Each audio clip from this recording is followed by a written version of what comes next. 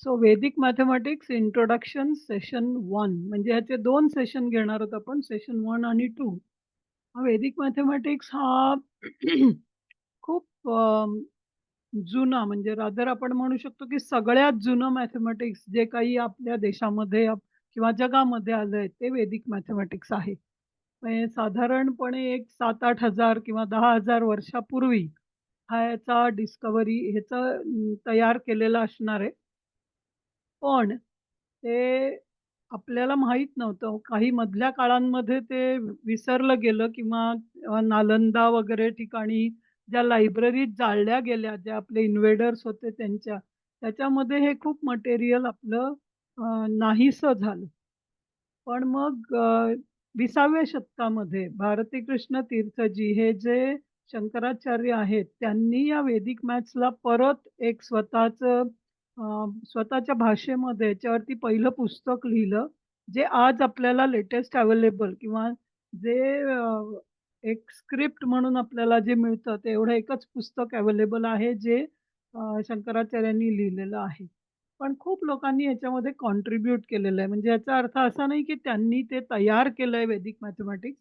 पण हे वैदिक मॅथेमॅटिक्स वेदांमध्ये होतं आणि जेव्हा भारतीकृष्ण तीर्थजी वेदांचा अभ्यास करत होते, तेव्हा त्यांच्या लक्षात आलं आणि त्यांनी ती काही सूत्र, जी त्यांना वेदामध्ये दिसली, ती 16 सूत्र त्यांनी लिहून ठेवलेली आहेत.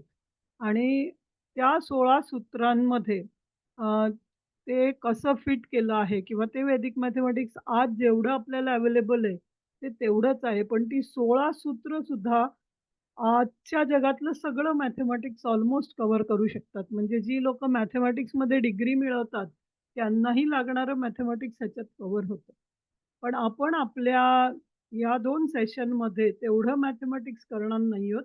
पण आज आपली मुलं जी या सेशनमध्ये आहेत, ती 10वी पर्यंतची मुलं आहेत असं समजलंय किंवा आता ज्यांनी 10वी कंप्लीट करून इंजिनिअरिंग किंवा 11वी-12वी कुठे ॲडमिशन घेतलेली असू शकते. तर आपण फक्त ॲडिशन, सबट्रॅक्शन, मल्टिप्लिकेशन, डिव्हिजन या 4 गोष्टी बघणार आहोत. ओके. तर आजच्या सेशनमध्ये आपण ॲडिशन आणि सबट्रॅक्शन शिकणार आहोत.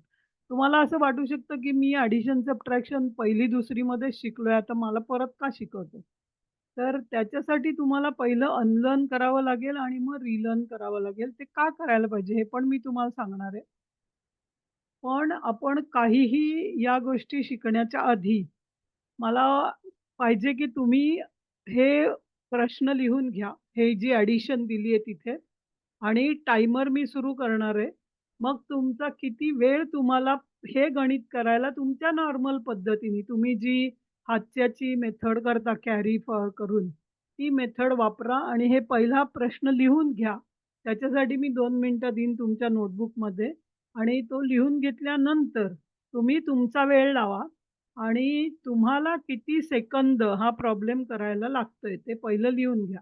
म्हणजे आपल्याला कळेल, की आपल्या नॉर्मल पद्धतीत आपल्याला किती वेळ लागतो हे गणित करायला आणि ते बरोबर आन्सर येतंय का नाही, हे पण महत्वाचं आहे. तर सुरू करा तुम्ही. प्रॉब्लेम लिहून घ्या आणि तुम्हाला किती वेळ लागतोय हे गणित करायला किंवा ह्याचं उत्तर काढायला, ही ॲडिशन करण्यासाठी तुम्हाला किती वेळ लागतोय हे तुम्ही सेकंड्समध्ये लिहा.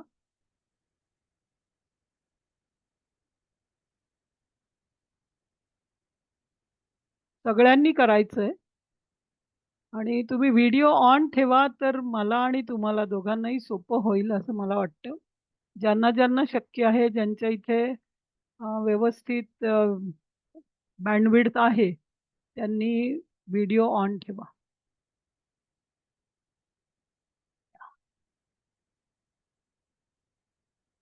तर झालं की हात रेज करा.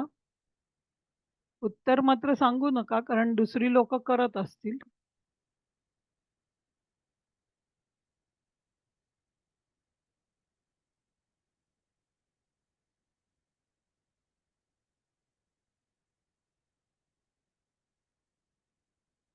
ओके.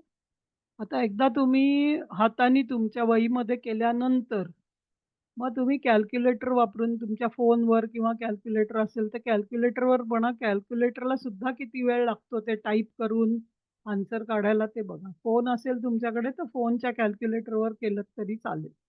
पण मला काय पाहिजे उत्तर तुमचं काय येतं ते तुम्हाला कॅल्क्युलेटरवरनं कन्फर्म करा तुम्ही आणि दोन्हीला वेळ किती लागला हे खूप महत्वाचं आहे आपल्यासाठी. तुमच्या फोनवरचा कॅल्क्युलेटर वापरून पण तुम्ही करा आणि किती वेळ लागला ते तुमच्या नोटबुकमध्ये लिहून ठेवा.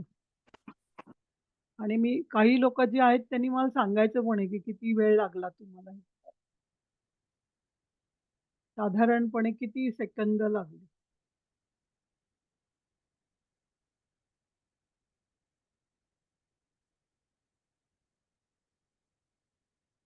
कॅल्क्युलेटरवर पण केलंय तर त्याचं उत्तर आहे 80, 8 लाख.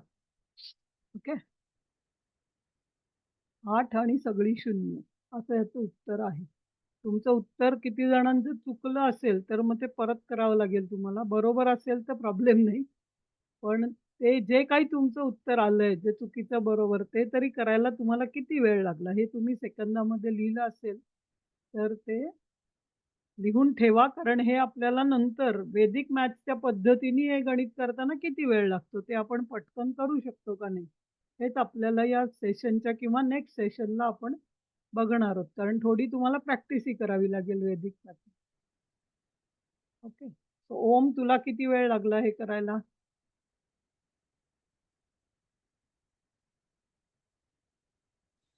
सात- आम्हाला 2 मिनिटं लागली 2 ऍडिशन मिनिट. करून. ओके. कार्तिक जावडे तुला किती वेळ लागला? Ma'am 1 minute. 1 मिनिट. ओके. आरोही?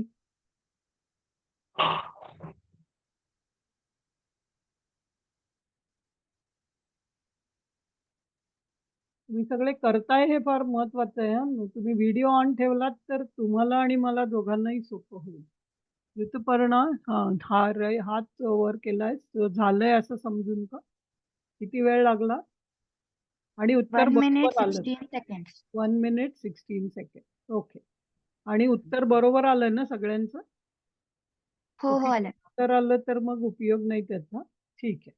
तर आता साधारणपणे 1 ते 2 मिनिटच्या मधला वेळ तुम्हाला सगळ्यांना अप्रॉक्सिमेटली लागलाय किंवा ऑन एव्हरेज लागलाय असं आपण समजूया. ओके. तर thank Rituparna raise your hand down. ठीक आहे. सो आता आपण पुढे जाऊया. आता काही लिहू नका. तुमचं झालं नसलं तरी करू नका. कारण 2 मिनिटापेक्षा जास्त वेळ तुम्हाला लागला असेल, तर डेफिनेटली तुम्हाला वैदिक मॅथ्सची पद्धत शिकायलाच पाहिजे. आणि खूप लहान मुलं असतील, अगदी सीनियर के-जी-एल अशी काही, कारण काही जणांनी लिहिलं होतं, तर त्यांना हे येणारी नाही बघूनच भीती वाटू शकते. पण साधारण 4थी-5वीच्या पुढच्या मुलांना हे अवघड नाहीये. ठीक आहे. तर आता वैदिक मॅथ्स म्हणजे काय? किंवा ते कशासाठी लागतं? तर वैदिक मॅथ्स हे प्रीहिस्टॉरिक म्हणजे जेव्हा आपल्याला माहिती पण नाहीये त्याच्या आधीपासनं म्हणजे जेव्हा वेद हे आले किंवा आणि रामराज्य होतं त्याच्याही आधीपासनं म्हणजे 7, 8, 10,000 वर्षापासनं हे वैदिक मॅथेमॅटिक्स इंडियामध्ये होतं. खूप साऱ्या शंकराचार्यांनी, ऋषींनी याच्यामध्ये कॉन्ट्रिब्यूट केलंय. म्हणजे त्याच्यामध्ये 16 सूत्र आहेत, ती आत्ता आपल्याला माहिती आहेत. पण वेदांमध्ये ह्याच्यापेक्षा जास्त सूत्र आहेत. एक-एक सूत्र हे एकेका ऋषींनी किंवा एकेका सायंटिस्टनी तयार केलेलं असू शकतं. आणि हे एक-एक सूत्र म्हणजे एक-एक फॉर्म्युला आहे किंवा एक-एक अल्गोरिदम आहे आणि ते आज आपण जी काही गोष्टी कॉम्प्युटर वापरून करतो किंवा कॉम्प्युटरसाठी सुद्धा जी नवीन गोष्टी तयार झाल्या आहेत, त्यातले फॉर्म्युले सुद्धा ह्याच्यामध्ये आहेत. म्हणजे त्याच वेळी इतक्या वर्षांपूर्वी आपल्या लोकांना याची माहिती होती. आणि महत्वाचं म्हणजे जेव्हा हे वैदिक मॅथेमॅटिक्स तयार झालं किंवा बनवलं गेलं, तेव्हा पेन्सिल, पेपर, पेन असं काहीही नव्हतं. म्हणजे कुठेही असं लिहून त्याचं उत्तर काढत नव्हते. तर ते मनामध्येच म्हणजे पूर्वीच्या गुरुकुलामध्ये तुम्ही बघितलं, तर गुरुजींच्या समोर शिष्य बसायचे, गुरुजी जे सांगतील ते ऐकायचं आणि श्रवण, मनन या 2 गोष्टींनीच त्यांना शिकायचं असायचं. त्यामुळे या सगळ्या ज्या गोष्टी आहेत, आपण पेपर पेन वापरू शकतो. पण या गोष्टी जेव्हा डिस्कव्हर झाल्या किंवा जेव्हा त्या बनवल्या, तेव्हा त्या पेन्सिल, पेपर न वापरता करू शकण्यासाठी बनवल्या असल्यामुळे त्या क्विक आहेत आणि त्या ट्रिकी आहेत आणि त्याच्यामध्ये कन्फर्म कसं करायचं, की माझं उत्तर बरोबर आहे का नाही, ह्याची सुद्धा त्यांनी त्याच्यामध्ये पद्धती दिलेल्या आहेत किंवा फॉर्म्युले दिलेले आहेत. ओके. सो आता हे जर कुठे लिहिलेलं नव्हतं, तर ते राहिलं कसं? लोकांपर्यंत आलं कसं? तर अपौरुषेय आहेत वेद असं म्हणतात आणि ते जे अपौरुषेय आहेत, ते लोकांनी वापरून किंवा त्याचं मनन करून, चिंतन करून, बायहार्ट करूनच त्याला पुढच्या जनरेशनला ते देत गेले होते. त्याच पद्धतीने शंकराचार्यांना पण ते मिळालं आणि स्वामीजींनी ते आपल्यापर्यंत पोहोचवलंय. आपण आपले स्वामीजींना नमस्कार केला पाहिजे आणि त्यांच्यामुळे आपल्याला हे मिळालंय. 20व्या शतकाच्या सुरुवातीला त्यांनी ते डिस्कव्हर केले 16 सूत्र आणि त्याच्यावरती पुस्तक लिहून त्याची कॉमेंटरी पण लिहिली, की हे कसे वापरायचे आजच्या जगामध्ये, तेही त्यांनी त्याच्यामध्ये डिटेल दिलंय. त्यामुळे आज मी जे तुम्हाला सांगणार आहे, ते माझं ह्याच्यामध्ये काहीच नाहीये, पण मी हे शिकलीये आणि मी सुद्धा हे शिकले 1998-99 साली. एक आपले एस-एस-वायचेच टीचर होते कर्नाटकामधले आणि ते केमिकल इंजिनिअर होते एका पेपर इंडस्ट्रीमध्ये.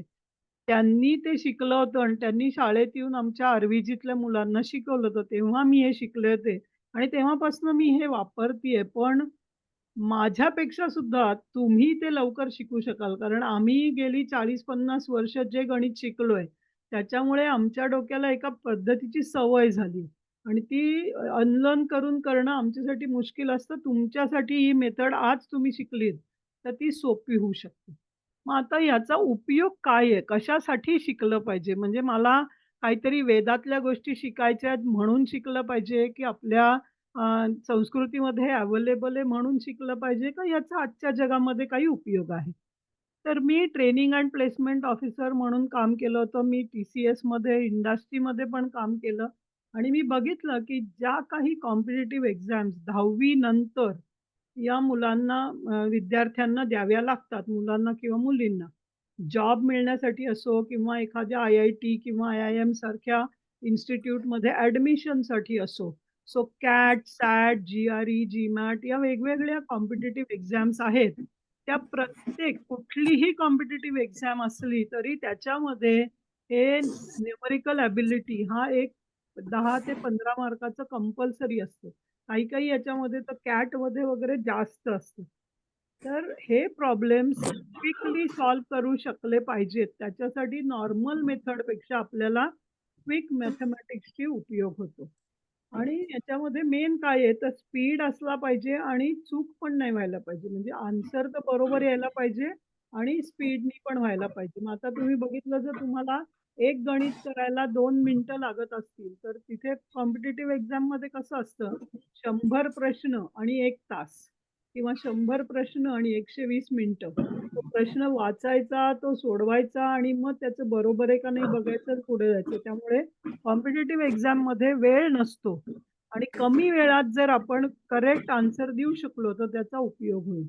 म्हणून जेव्हा आपल्याला आयुष्यामध्ये कुठेही करियर करायचंय, मग तुम्हाला सी-ए व्हायचंय का तुम्हाला लॉयर व्हायचंय का इंजिनिअर व्हायचंय, डॉक्टर व्हायचंय, कुठलीही कॉम्पिटिटिव्ह एक्झाम देऊन कुठलंही करियर तुम्हाला करायचं असेल, तरी तुम्हाला मॅथेमॅटिक्सची परीक्षा द्यावी. आणि मग इंडस्ट्रीमध्ये का ही मॅथेमॅटिक्सची परीक्षा असते? तर इंडस्ट्रीवाल्यांना असं वाटतं, की जे लोकं क्वांटिटेटिव्ह ॲप्टिट्यूड किंवा न्यूमेरिकल ॲप्टिट्यूड म्हणजे मॅथेमॅटिक्सची ही प्रॉब्लेम सॉल्व्ह करू शकले, तर इंडस्ट्रीमध्ये येणारे प्रॉब्लेम्स ते ॲनलाईज करू शकतील. जो डेटा आहे त्याला प्रॉपर त्याचं एनालिसिस करून वापर करू शकतील, असं इंडस्ट्रीवाल्यांना वाटतं. म्हणून ती ही परीक्षा कंपल्सरी ठेवतात. दुसरं म्हणजे काय, तर ज्याला मॅथेमॅटिक्सचे प्रॉब्लेम सॉल्व्ह करता येतात, त्याची problem solving ability, decision making आणि छोट्या-छोट्या गोष्टींवरती लक्ष देऊन काम करण्याची कपॅसिटी त्यांची जास्त असते, असं समजलं जातं. म्हणजे जर तुम्हाला क्विक मॅथेमॅटिक्स करून परीक्षेमध्ये जर पास होता आलं, तर तुम्हाला ते एडव्हांटेजस असतं. कारण खूप लोकांना मॅथेमॅटिक्सची भीती वाटते किंवा 10वी पर्यंत जे आपण शिकलोय, 8वी, 9वी, 10वीचं जे गणित शिकलोय, त्याच ह्याच्यावरती कुठल्याही आयुष्यातल्या पुढच्या कॉम्पिटिटिव्ह एक्झाम्समध्ये येतं. मग खूप वर्ष झाली, तर ते विसरायला होतं आणि म्हणून मग लोकं स्लो होतात आणि तिथं ती पास होत नाहीत परीक्षा. मग तुम्ही जर आत्तापासनं या स्पीड मॅथेमॅटिक्सची, वैदिक मॅथेमॅटिक्सची टेक्निक शिकलीत आणि ती वापरलीत आणि ती पुढे कंटिन्यू केलीत, तर तुम्ही सक्सेसफुल होऊ शकाल. तुमचा स्वतःचा बिझनेस असेल तरी, तुम्ही कुठला जॉब घेणार असलात तरी किंवा वेगवेगळ्या चांगल्या इन्स्टिट्यूटमध्ये जाऊन तुम्हाला शिकायचं असेल तर. ओके. सो वैदिक मॅथेमॅटिक्सची काय गरज आहे, हे मी तुम्हाला सांगितलं आता. तर आता वैदिक मॅथेमॅटिक्स म्हणजे काय? तर वैदिक मॅथेमॅटिक्समध्ये जास्त काही नाहीये, फक्त 16 सूत्र आहेत. सूत्र म्हणजे काय? तर फॉर्म्युलाज. तुम्ही जे मॅथेमॅटिक्समध्ये फॉर्म्युला शिकता तेच फॉर्म्युले आहेत. फक्त ते एका मंत्रासारखे दिलेले आहेत. आपल्याला तो मंत्र नाही शिकायचा आहे, पण त्या मंत्राचं कसं वापर करायचा ते शिकायचंय. सो हे भारती कृष्ण तीर्थजी महाराजांनी ते आपल्याला 16 फक्त सूत्रांमध्ये अख्खं मॅथेमॅटिक्स दिलेलं आहे. आणि ती 16 सूत्र सुद्धा मी तुम्हाला यावेळी शिकवणार नाहीये. तर वैदिक मॅथेमॅटिक्समध्ये तुम्हाला असं आहे, की तुम्ही एकच मेथड वापरायला पाहिजे असं नाहीये. आता तुम्ही सगळ्यांनी मगाशी मी जे गणित तुम्हाला करायला सांगितलं, ते सगळ्यांनी एकाच पद्धतीने केलं असणार आहे. तर सगळ्यांनी एकाच पद्धतीने केलं तर तुम्हाला काय होतं, की ती एकच मेथड आहे, मला चॉईसच नाही आणि मला ती जर अवघड वाटत असेल, तर मला दुसरं काहीच करता येत नाही. तर असं होत नाही वैदिक मॅथेमॅटिक्समध्ये. तुम्हाला तुमच्या नवीन-नवीन मेथड त्याच बेसिसवर पण करण्याची फ्लेक्सिबिलिटी आहे किंवा एकाच गोष्टीसाठी 5-6 मेथड आहेत. तुम्हाला जी सोपी वाटेल ती तुम्ही वापरू शकता. असं तिथे अलाउड आहे किंवा तुम्हाला ते करता येतं. आणि त्यामुळे काय होतं, की खूप सोपं आहे समजायला आणि सहज गोष्टी आहेत. पण पहिल्यांदी त्याची प्रॅक्टिस करायला थोडं तुम्हाला मॅन्युअली अप्रोच करावं लागेल. त्याच्याशिवाय तुम्हाला येणार नाही. सो कुठलीही कॅल्क्युलेशन्स केल्यानंतर आपल्याला भीती काय असते बेसिकली कुठलंही गणित केल्यावर माझं उत्तर बरोबर आहे का नाही मला माहीत नाही. ही भीती नेहमी राहते. तर ते बरोबर आहे का नाही हे सुद्धा कसं चेक करायचं हे इथे दिलेलं आहे. त्यामुळे तुमचा कॉन्फिडन्स वाढत जातो, की हां, माझं तर चुकणार नाहीच आहे. हे तुम्हाला कॉन्सन्ट्रेशन वाढेल, मेमरी वाढेल आणि कॉन्फिडन्स पण वाढेल. ओके. सो हे एवढे ही 16 सूत्र आहेत आणि या 16 मी उजव्या बाजूला युजेसमध्ये जे अंडरलाईन केली आहेत ना, ती फक्त मल्टिप्लिकेशन, डिव्हिजन, ॲडिशन, सबट्रॅक्शन याच्यासाठी लागणारी फक्त 6 ते 7 सूत्र आहेत. ती सुद्धा पूर्ण डिटेलमध्ये आपण सूत्र म्हणून शिकणार नाही आहोत. पण आपण त्याचा वापर कसा करायचा ते इथे बघणार आहोत. ओके. सो ही 16 सूत्र आहेत आणि 13 सबसूत्र आहेत. सबसूत्रांमध्ये आपण फारसं काही बघणार नाही आहोत. फक्त तिसरं सबसूत्र आहे, ते आपण वापरणार आहोत. बाकी कुठलंही सबसूत्र आपण ह्याच्यामध्ये फारसं वापरणार नाही आहोत.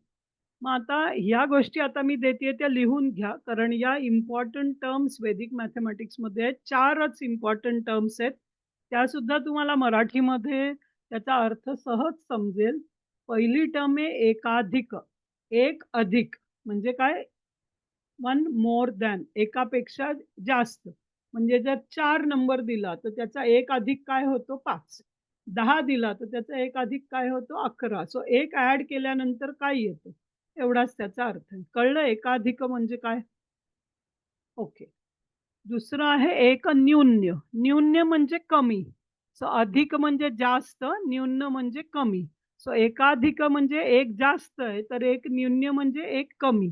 सो 4चा एकाधिक आहे 5, 4चा एक न्यून्य आहे 3. सो या 2 टर्म्स किंवा या 2 नवीन गोष्टी तुमच्यासाठी हे शब्द असू शकतात. सो एकाधिक एकन्यून्य ही 2 शब्द आहेत. तिसरा शब्द आहे पूरक. पूरक म्हणजे कॉम्प्लिमेंट आणि पूरक कॉम्प्लिमेंट म्हणजे काय? तर आपण बेस म्हणजे आपली दशमान पद्धती आहे. त्यामुळे आपण पहिला बेस किंवा आधार काय धरू तर 10, 100, 1000 असा आपला आधार असेल कुठल्याही संख्येसाठी. मग आपण सपोज एक नंबर घेतला 4 तर त्याचा पूरक म्हणजे तो 4 10 पासनं किती दूर आहे, असा त्याचा अर्थ. म्हणजे 4 मध्ये किती मिळवले की 10 येतील. तर 4 मध्ये 6 मिळवले की 10 येतील. मग 8चा पूरक किती असेल? 8चा पूरक किती असेल?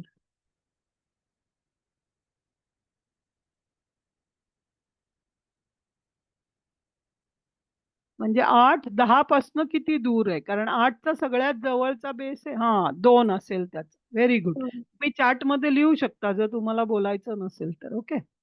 सो पूरक म्हणजे काय तर किती दूर आहे तो बेसपासनं. तर 2 आकडी संख्या असेल, तर सपोज आपण बघितला नंबर 82. 82 चा पूरक काय असेल? तर 82 10 पासनं नाही बघायचं आहे, कारण 82 मध्ये 2 आकडी आहे, मग त्याचा 100 हा बेस असेल. 2 शून्य असलेला बेस असेल. म्हणजे 82 चा पूरक किती असेल? 100 मायनस 82. ओके? 3. हां, गुड. ठीक आहे. सो पूरक कळलं. एक अधिक एक न्यून पूरक तिन्ही कळले? ओके. सो पूरक ऑफ 4. मग आता 4 फ्रॉम 9 असं पण कधी-कधी वापरावं लागतं. पण आपण बेसिकली वापरणार आहोत बेसपासनं 10, 100, 1000. सो पूरक ऑफ कुठूनही घेता येतं. आता चौथा नवीन शब्द आहे रेखांक. रेखांक म्हणजे ज्याच्यावरती एक रेघ काढलेली आहे. ज्या नंबरवरती एक वरती रेघ काढली आहे. त्याला म्हणायचं रेख अंक. अंक ज्याच्यावरती रेघ आहे. अंक म्हणजे तुम्हाला माहिती आहे डिजिट आणि रेघ आहे म्हणजे काय तर ज्याच्यावरती एक उभी आडवी रेघ मारली आणि जसे आपण निगेटिव्ह नंबर लिहितो -5, -8 तर ते आपण इथे मायनस लिहिताना -6 च्या ऐवजी 6 बार असा वरती एक बार काढणार आहे आणि त्याला म्हणणारे निगेटिव्ह नंबरला म्हणतात रेखांक. तर पूरक रेखांक पण असतो त्याचा म्हणजे 6 बार काय आहे तर 10 पासनं 6 किती दूर आहे त्याला म्हणायचं 6 बार किंवा -6 म्हणजे मायनस जाण्यासाठी तुम्ही डावीकडे जावं लागतं. तुम्हाला नंबर लाईन माहीत असेल तर 0 मध्ये राहील आणि उजवीकडे धन संख्या असतात आणि डावीकडे ऋण संख्या असतात. पॉझिटिव्ह नंबर्स राइट साइडला आहेत, निगेटिव्ह नंबर्स लेफ्ट साइडला आहेत. तर तुम्ही किती मागे जावं लागतं तुम्हाला ते विचारलंय तिथे. मायनस याचा अर्थ किती दूर आहे, असा त्याचा अर्थ आहे रेखांक.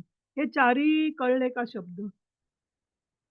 रेखांक कळलं का तुम्हाला काय आहे? 6 बार किंवा -6. मायनस जेव्हा देऊ आपण त्याला, तर मायनस हा त्याच्या मागे न लिहिता त्याच्या डोक्यावर लिहिलंय एवढाच त्याचा अर्थ आहे.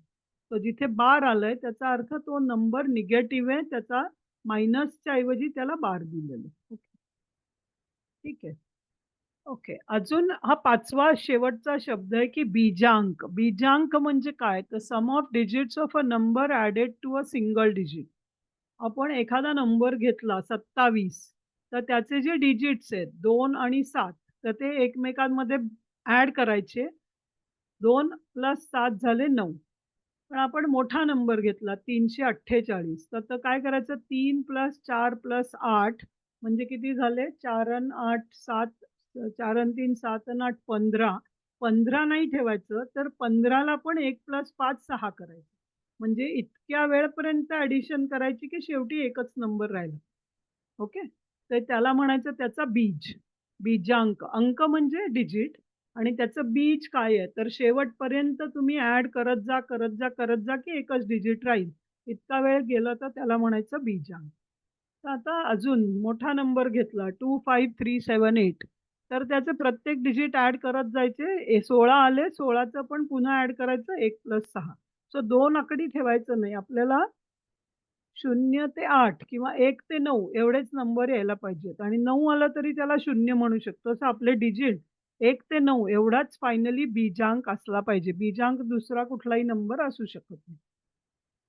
आता 9चा एक रूल आहे, की 9 तुम्ही कशातही ॲड करा. म्हणजे तुम्ही बघा 9 प्लस 7. 9 प्लस 7 किती होतात? 16. 16. मग 16चे फायनली बीजांक किती होईल? पुन्हा 1 प्लस 6 म्हणजे 7. तर 9 मध्ये 7 ॲड केले तरी त्याचा बीजांक किती राहिला पुन्हा 7. 9 मध्ये 4 ॲड करा. 9 प्लस 4 13. 13चं पुन्हा बीजांक केलं तर किती होतं? 1 प्लस 3 पुन्हा 4. 4. म्हणजे तुम्ही 9 मध्ये काहीही ॲड केलं तरी त्याचा बीजांक बदलत नाही त्या सिंगल डिजिटचा. त्यामुळे ज्यांची बेरीज 9 होईल त्यांना आपण बाजूला काढून ठेवू शकतो. मी तसं तुम्हाला 25378 मध्ये दाखवलंय, की 2 आणि 7 हे मिळून 9 होतात. त्यांची ॲड नाही केलं तरी चालेल. मग 5 अन् 3 8 अन् 8 16 असं डायरेक्टली आपण लिहू शकतो. म्हणून तिथं 16 लिहिलंय. ॲक्चुअली ती टोटल 25 असली पाहिजे, पण मी ती 16 लिहिली आहे. कारण काय तर 7 आणि 2 9 आहे. 9 आपला नंबर असा आहे, 9 हा स्पेशल डिजिट आहे, की ज्याच्यामुळे दुसऱ्या नंबरचा बीजांक बदलत नाही. ओके. त्यामुळे नंबर तुम्हाला एक दिला, तर त्याचा बीजांक काढण्यासाठी ज्या डिजिट्सची टोटल 9 होते, त्यांना असं स्क्रॅच करून टाकू शकता तुम्ही आणि उरलेल्या डिजिट्सना ॲड करा. सो पहिल्या नंबरमध्ये बघा 1326 त्याच्यात 6 आणि 3 9 होतात, तर त्याला काढून टाकलंय. मग फायनल टोटल केली 1 + 2 = 3. सो बीजांक काढण्यासाठी जर तुम्हाला कुठल्याही डिजिट्सची टोटल 9 होत असेल, त्यांना स्क्रॅच करून टाका त्या 2-2 पेअरला, 3 पेअरला आणि मग उरलेले नंबर लिहा. सो लक्षात आलं तुमच्या बीजांक हा 1 ते 9 मधला असू शकतो. मग आता या सगळ्या गोष्टी लक्षात आल्या का? मग इथले एकाधिक, एकन्यून, पूरक, रेखांक आणि बीजांक. हे 5 गोष्टी लक्षात ठेवा. तुमच्या वहीमध्ये लिहून घेतल्या का तुम्ही हे 5 शब्द? ओके, ठीक आहे. सो आता हे 5च शब्द आपल्यासाठी वेगळे असणार आहेत. बाकी आपण वेगळं नवीन असं फारसं काही शिकणार नाहीये. पण या 5 ना वापरून आता ॲडिशन वगैरे कशी करायची हे शिकणार. ओके. सो आता आपल्या मॅथेमॅटिक्समध्ये नॉर्मली दशमान पद्धतीत आपण 2 प्रकारचे नंबर बघतो. पॉझिटिव्ह नंबर की 4, 8, 19 हे लिहिलेत ते किंवा निगेटिव्ह नंबर्स. आता मी तुम्हाला सांगितलं निगेटिव्हला आपण मायनस देतो. त्याच्याऐवजी आपण इथे काय देतोय? बार देतोय. म्हणून 3 बार, 5 बार, 9 बार, 76 बार म्हणजे तो नंबर आहे -76. ओके. तर वैदिक मॅथेमॅटिक्समध्ये 3 प्रकारचे नंबर आहेत. एक आहे पॉझिटिव्ह नंबर, एक आहे निगेटिव्ह नंबर आणि तिसरा आहे पॉझिटिव्ह निगेटिव्हचे कॉम्बिनेशन असलेले. म्हणजे काही डिजिटचे निगेटिव्ह आहेत, काही डिजिट पॉझिटिव्ह आहेत. हा एक नवीन प्रकारचा नंबर आहे, जो तुम्हाला नॉर्मली आपल्या मॅथेमॅटिक्समध्ये येत नाही. सो हा एक नवीन नंबर आहे. त्याला म्हणायचं व्हिनिक्युलम नंबर. म्हणजे काय येतो मिक्स्ड डिजिट नंबर. तर निगेटिव्ह नंबर असेल, तर त्याला आपण कितीपासनं दूर आहे असं बघायचं मी तुम्हाला सांगितलं. 9 बार हा 10-9 कारण तो सिंगल डिजिट आहे 10 पासनं बघायचा. 76 बार असेल, तर त्याला 100 पासनं बघायचं कारण 2 डिजिट नंबर आहे. 2 शून्य असलेला बेस घेऊन दूर करायचं. ओके. 3 टाइप्स ऑफ नंबर्स कळले. पॉझिटिव्ह, निगेटिव्ह आणि मिक्स्ड 3 प्रकारचे नंबर. त्या मिक्स्डला व्हिनिक्युलम असं पण म्हणतात. ओके. सो आता हे व्हिनिक्युलम नंबर हे कारण वेगळं आहे, त्यामुळे त्याच्याविषयी आपण बघूया, की कसं ते बिहेव करतं किंवा कसं वापरायचं. सो याच्यामध्ये काय आहे, तर त्याच्यामध्ये दोन्ही आहेत पॉझिटिव्ह आणि निगेटिव्ह डिजिट्स आहेत. तर एक नंबर आपण घेतला, तर त्याचा व्हिनिक्युलम कसा काढायचा, हे बघायचं असेल, तर तुम्हाला सपोज 2 बार दिलं, त्याचा व्हिनिक्युलम काढायचा असेल, तर तुम्हाला सॉरी 8चा व्हिनिक्युलम काढायचा असेल, इथे जे दाखवलंय ते 8चा आहे. म्हणजे जो नंबर 5 पेक्षा मोठा असेल, 6, 7, 8, 9 यांना आपण छोट्या नंबरमध्ये म्हणजे सगळ्या गोष्टी जितक्या मोठ्या-मोठ्या आहेत, 6, 7, 8, 9च्या ऐवजी आपण त्यांना 1, 2, 3, 4 मध्ये कन्व्हर्ट करायचं. सो आपण जितक्या छोट्या नंबरला हँडल करू, तितकं ॲडिशन सबट्रॅक्शन सोपं होईल ना आपल्याला. कारण 6, 7, 8, 9 आले, तर 6 + 8 हे 14 होतं आणि मग ते 10च्या बाहेर जातं. असं न होता छोट्या नंबरसाठी हे व्हिनिक्युलम वापरलं जातं. ओके. सो आपल्याला जर 8 नंबरचा व्हिनिक्युलम काढायचा असेल किंवा 8 नंबरचा बार काढायचा असेल किंवा 8ला कसं लिहायचं हे बघायचं असेल, तर 8ला आपण 2 आकड्यांमध्ये लिहायचं. कारण आपल्याला 8 हा नंबर सिंगल आहे. त्याला आपल्याला आत्ता पॉझिटिव्ह आहे, त्याला निगेटिव्हमध्ये कसं लिहायचं असेल तर तो किती दूर आहे 10च्या, तर एक हातचा घ्यायचा आणि त्या हातच्यात नव्हे, त्या 10 मधनं 2 बाहेर काढले. तर हे कसं लिहायचं? तर बेसिकली तुम्ही बघा, की 1 12 असं लिहिलं, तर 1-2 बार कसं आहे? त्याचा अर्थ 10-2 1-2 बार. 1 हा 10 आहे, कारण तो 10th प्लेसला आहे आणि 2 बार हा निगेटिव्ह आहे. तो निगेटिव्ह आहे म्हणून 10-2 आपला जनरल आकडा असतो 13. 13 म्हणजे काय? 10 प्लस 3 हे 13 होतात ना आपल्यासाठी. तर का 15 म्हणलं तर 10 प्लस 5 हा 15 होतो. तर त्याच पद्धतीने दशमानाची जी आपली पद्धत आहे, आपला 2 आकडी जेव्हा नंबर येतो, तेव्हा आपण त्याला 10 प्लस किती असं म्हणतो किंवा 25 म्हणजे 20 अधिक 5 असं म्हणतो त्याला. सो त्याच पद्धतीने 1 आणि 2 बार म्हणजे 1 हा 10 कारण तो 10th प्लेसला आहे आणि 2 बार म्हणजे -2. सो 10 - 2 हा 8 होतो. सो हा अर्थ कळला का? जसा 13 हा तुमचा 10 + 3 होतो, तसा 1-2 बार हा 10 मायनस 2 होतो. ओके. सो हे या अशा पद्धतीने तुम्ही कुठलाही नंबर हा व्हिनिक्युलममध्ये लिहू शकता. सो 6 असेल, तर तो 10 मायनस 4 होईल. 97 असेल, तर 97 हा 2 आकडी आहे, त्यामुळे त्याला 3 आकडी बेस घ्यावा लागेल. सो 100 पासनं किती दूर आहे? So 100 minus 3. सो मायनस 3 म्हणजे 3 बार लिहिलं आणि उरलेले 3 डिजिटपैकी 2 डिजिट तसेच लिहिले. सो 103 बार. 289 आहे. ते 300 मायनस 11 आहे. सो 300 मधला 3 तसाच राहील आणि 2 डिजिट 11 आहेत ते प्रत्येक एक-एकला बार होईल. ओके. सो आपण पॉझिटिव्ह नंबरला व्हिनिक्युलममध्ये कन्व्हर्ट कसं करू शकतो आणि हे दोघं एकमेकांशी इंटरचेंजेबल आहेत. आपण कसंही त्यांना वापरू शकतो. ही वैदिक मॅथ्सची खूप मोठी स्पेशालिटी आहे आणि याच्यामुळे ॲडिशन, सबट्रॅक्शन खूप सोप्या होतात. आता आपण उलटं बघूया, की जर आपल्याकडे व्हिनिक्युलम नंबर असेल, तर त्याला नॉर्मल कसं करायचं किंवा आपल्या पद्धतीने कसं करायचं? तर याच्यासाठी 2 सूत्र वापरायची आहेत. एक न्यून्येन पूर्वेण. पूर्व म्हणजे तुम्हाला माहिती ईस्ट. ईस्ट कुठल्या बाजूला येते? तुम्ही जर ईस्टला फेस केलं तर तुम्हाला माहिती आहे तुमच्या लेफ्टला येते नॉर्थ आणि राईटला येते साऊथ. तर ईस्ट तुम्हाला समोर आहे असं समजलं. पण तुम्ही जर समोर बघत असाल, तर पूर्वेण म्हणजे त्याच्या लेफ्ट साइडनी. ओके. तो एक न्यून्य, न्यून्य म्हणजे एक कमी करायचं आणि निखिलम, निखिलमचा अर्थ काय आहे? तर all from 9 last from 10. All from 9 last from 10 हा त्याचा रूल आहे. तो कसा वापरायचा बघा. सो 1 बार असेल तर ऑल फ्रॉम 9 ऑल सॉरी जिथे 1 बार आहे त्याला पहिलं एकच असेल तर 10 मधनं काढायचं. जास्त असेल तर पहिले आकडे 9 मधून शेवटचा आकडा 10 मधून. पण जिथे बार नाहीये, त्याच्या आधीच्या नंबरला 1 लेस करायचं. 1 लेस दॅन प्रिव्हियस.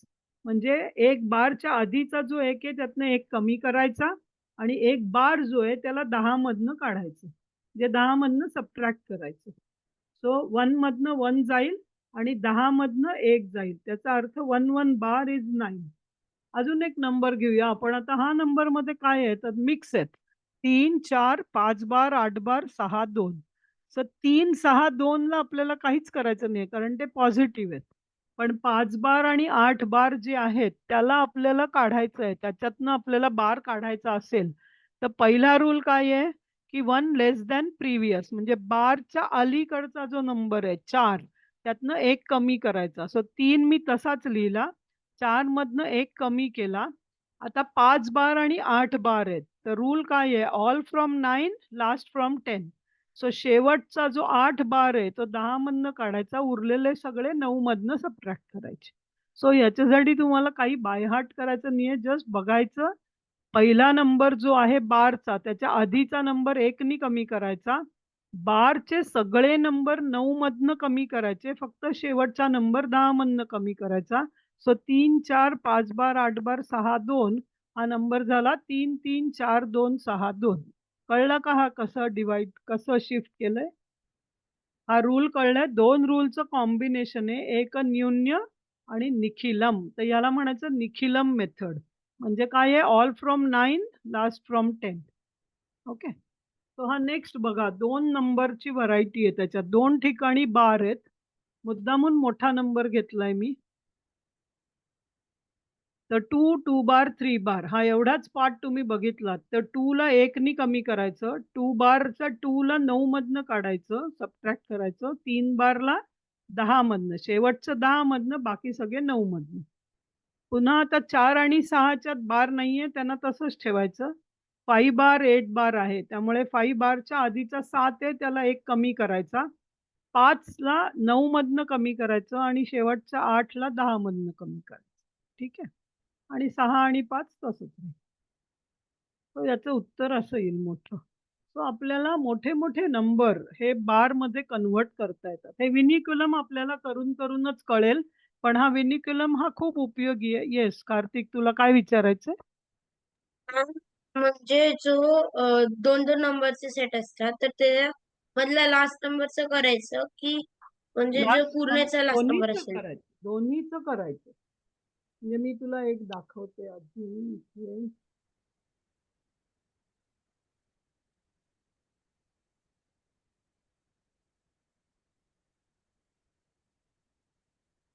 ओके, हा 2 बार 3 बार आहे ना, आपण अजून असा मोठा नंबर बघूया. काय आहे? 2 बार 4 बार 5 बार 3 बार असा मोठा नंबर आहे. ओके, तर आता ह्याचं करायसाठी आपल्याला काय करायला लागेल? काय रूल आहे? 2 आहे त्याला 1 नी कमी करायचं. ओके, आता हे किती आहे? 2 4 5 3 एवढे सगळे आहेत ना, तर लास्ट जो आहे 3 त्याला 10 मधनं कमी करायचं, वजा करायचं आणि बाकीचे 3 आहेत त्याला 9 मधनं कमी करायचं. म्हणजे याला लिहू आपण 9 - 2, 9 - 4, 9 - 5 हे झाले पहिले नंबर. 2 4 5 ला आपण 9 नी कमी केलं आणि शेवटच्या नंबरला 10 - 3. तो हा नंबर काय झाला आता? 1 7 4 7. ठीक आहे, रूल कळला? आणि हे आता 2 सेट्स असतील तर जिथे जिथे निगेटिव्ह बार असेल त्या प्रत्येकाला कन्व्हर्ट करायचं. ठीक आहे,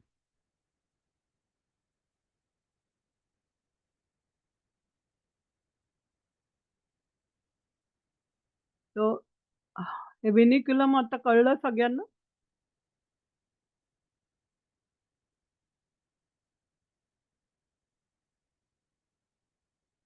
हे एका वेळीच करून लक्षात पण नाही राहणार. तुम्हाला प्रॅक्टिस केल्याशिवाय कळणार नाही. ही मी प्रेझेंटेशन तुम्हाला PDF फॉर्ममध्ये पाठवीन तुमच्याकडे. ओके, तर तुम्हाला ते बघून पण करता येईल.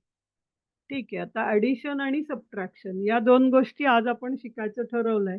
तर ॲडिशन सगळ्यांना माहिती आहे. तर बेसिक ॲडिशन 2 पॉझिटिव्ह नंबर असतील तर त्यांची ॲडिशन काय?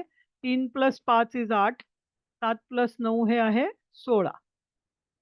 2 निगेटिव्ह नंबर्स असतील तर -3 अधिक -5 मग 2 निगेटिव्ह असतील तर दोन्हीची ॲडिशनच करायची आणि निगेटिव्ह द्यायचं त्याला. सो 7 आणि 9 हे दोन्ही निगेटिव्ह आहेत त्यामुळे त्याला -7 -9 हे होतील -16. ठीक आहे. दोन्ही पॉझिटिव्ह असतील तर ॲडिशन पॉझिटिव्ह राहील. दोन्ही निगेटिव्ह असतील तर त्यांना ॲड करायचं आणि निगेटिव्ह द्यायचं त्याला. ओके. नाव एक पॉझिटिव्ह आहे, एक निगेटिव्ह आहे. आता ह्याच्यातला काय अर्थ आहे? 3 बार प्लस 5 याचा अर्थ काय आहे? तर -3 अधिक 5. ओके. -3 अधिक 5 म्हणजे झाले 2. सेम वे 7 अधिक 9 बार म्हणजे 9 बार आहे ते तुम्ही डोक्यात समजायचंय -9. सो 7 वजा 9 होतात 2 बार. सो 7 - 9 इज -2 कारण 9 मोठा आहे. इकडे मगाशी 5 मोठा होता त्यामुळे 5 वजा 3 झालं. इथे 7 वजा 9 होताना 9 मोठा आहे त्यामुळे त्याला साइन येईल मायनस. सेम वे तुम्हाला सबट्रॅक्शन करायचं असेल ॲडिशन सारखं. सो 3 वजा वजा 5 3 - 5 बार याचा अर्थ मायनस मायनस काय होतं? प्लस होतं. म्हणून 3 - -5 will become 3 + 5 = 8. 7 - 9 bar will be 7 + 9 which is 16. So हे सिंपल सिंपल गोष्टी आहेत. ॲडिशन सबट्रॅक्शन फक्त सिंगल डिजिटच्या असल्या तर अशा होतील. 3 बार वजा 5 सो 3 बार प्लस 5 बार कारण वजा 5 ला आपण 5 बार लिहिलं आणि ॲड केलं. 7 बार -9 it is like sum plus 7 बार प्लस 9 बार. सो ही शेवटचं जे आहे ना ते खूप महत्वाचं आहे, की सबट्रॅक्शन न करता निगेटिव्ह नंबरची ॲडिशन करायची. ओके. सो या 5 आपण रेग्युलर वापरल्या. तुम्ही ज्या ॲडिशन, सबट्रॅक्शन या डिजिट्सची शिकलेली असणार आहे तेच आहे. फक्त लिहिण्याची पद्धत आपण बारनी केली एवढंच समजून घ्यायचं याच्यामध्ये. ओके. सो आता ह्याच्यामध्ये खूप साऱ्या मेथड्स आहेत. मी त्या सगळ्या मेथड्स तुम्हाला इथे सांगणार नाहीये. त्या आपण जितकं ॲक्चुअली मी तुमच्याबरोबर तुम्ही प्रॅक्टिस केलं तर कळेल. पण एक स्पेशल मेथड आहे ज्याला शुद्धा किंवा डॉट मेथड म्हणतात. ती मी तुम्हाला आज शिकवणार आहे. आणि ही मेथड तुम्हाला जर समजली तर तुम्ही क्विकली करू शकता. कारण आपण नॉर्मल मेथडमध्ये तुम्ही सगळे ॲड करत जाता. त्याच्याऐवजी काय बदल करतो तेवढाच बदल मी सांगणार आहे तुम्हाला. So addition using dot. तर आता 3 + 5 + 2 हे 10 येतं हे माहिती आहे तुम्हाला. कारण 5 आणि 3 8 आणि 2 10. बट 7 + 9 + 8 हे करताना तुम्ही काय करता? 7 + 9 16, 16 + 8 24 असं तुम्ही मोठं-मोठं ॲड करता. तर ते इतकं तुम्हाला आन्सर 24 हे माहिती आहे. तर ते कसं करायचं डॉटची मेथड काय आहे ती मी तुम्हाला या याच्यावरनं एक्सप्लेन करणार आहे. इथे उजव्या बाजूला जे लिहिलंय त्याच्यावर. सो पहिल्यांदी काय करायचं 7 + 9. 7 + 9 झाले 16. तर 16 मधला 6 इकडे उजवीकडे लिहिला आणि जो 1 होता त्याचा 1 आपण तिकडे डॉट म्हणून ठेवून दिला. म्हणजे जो कॅरी होता त्याला डॉट लिहिलं. मग आता कॅरी जर डॉट होता, तर आता आपण काय करायचं नेक्स्ट 6 आणि 8 ची बेरीज करायची. 16 + 8 न करता 6 + 8 करायचं. So 6 + 8 is 14. मग 14 आल्यामुळे 4 उजवीकडे लिहिले, एके बाजूला डॉट लिहिला. म्हणजे त्याच्या लेफ्ट साइडला आपण डॉट लिहिला. तर याच्या पुढे आपल्याला काहीच ॲड करायचं नाहीये.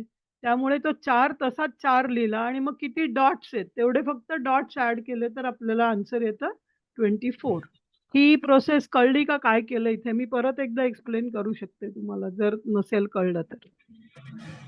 जेव्हा तुमची बेरीज 10च्या पेक्षा जास्त होईल, when the some becomes bigger than 10, तेव्हा आपण 10चा जो 1 चा डॉट इकडं लिहू आणि उरलेला सिंगल डिजिट राइट साइडला लिहू. हा 7 + 9 16 डॉट 6. 6 + 8 14 डॉट 4. आता ह्याच्या पुढे काही करायचं नाहीये. त्यामुळे 4 जो शेवटची बेरीज आली ती लिहिली आणि किती डॉट्स आहेत तेवढे ॲड केले. ओके. सो आता सिंगल डिजिटच आपण दरवेळी ॲड करणार आहोत. सो तो मॅक्सिमम काय होणार आहे 9 + 9 याच्यापेक्षा मोठा नंबर नसणार आहे. त्यामुळे दरवेळी डॉट जो आहे तो सिंगल नंबर रिप्रेझेंट करतो. आपल्याला 24 असं कधीच होणार नाहीये आपल्या प्रोसेसमध्ये कारण आपण दरवेळी छोटी डिजिट ॲड करून एक डॉट ठेवून पुढे जाणार. ओके.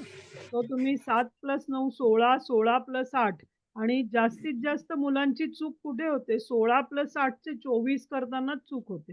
तर ते आपण करणारच नाही आहोत. तो डॉट लिहून ठेवणार आहे आणि 6 + 8 करणार. ठीक आहे. तर आता हीच मेथड आपण 2 डिजिटसाठी बघितली, तर एवढे सारे नंबर आपण करायचे. तर 2 डिजिटसाठी करताना आता काय करणार आहे स्टेप बाय स्टेप बघा. सो ह्याची आपल्याला सम करायचंय. सो फर्स्ट स्टेजमध्ये आपण काय करणार आहे, तर पहिलं युनिट प्लेसचं सम करणार आहे. त्यात सुद्धा पहिल्या 2 नंबरचं करणार आहे. 8 आणि 5 13 होतात. 13 इज बिगर दॅन 10. सो आपण डाव्या बाजूच्या 4 वरती एक डॉट लिहिला आणि साइडला 3 लिहिलं. So now we are processing 3 + 9. त्या 3 ला आपण 9 मध्ये ॲड करणार आहे. 9 आणि 3 होतात 12. सो 12 झाले म्हणून तिथे पण आपण एक डॉट आणि 2 12. जर वेळी 10 पेक्षा जास्त झालं तर डॉट आणि तो नंबर. आता 2 आणि 7 9 याच्यामध्ये काही 10 पेक्षा वाढली नाहीये टोटल म्हणून ते तसंच ठेवून 9 + 1 10 करणार आहोत आपण पुढच्या स्टेपमध्ये. So 9 + 1 is 10. 10 झाल्यामुळे तिकडे आपण एक डॉट आणि 0 दिलंय. सो आपण जिथं-जिथं डॉट दिला त्याचा अर्थ काय झाला, की आपला नंबर 10 पेक्षा वाढला होता. आता त्या 0 नंतर काही नाहीये त्यामुळे तो 0 आपण तिथे लिहून ठेवला डायरेक्टली. ओके. आता ही झाली युनिट प्लेसची addition. Now go to the tens place. Tens प्लेसला जातानाही पहिल्यापासून तीच सुरुवात करायची.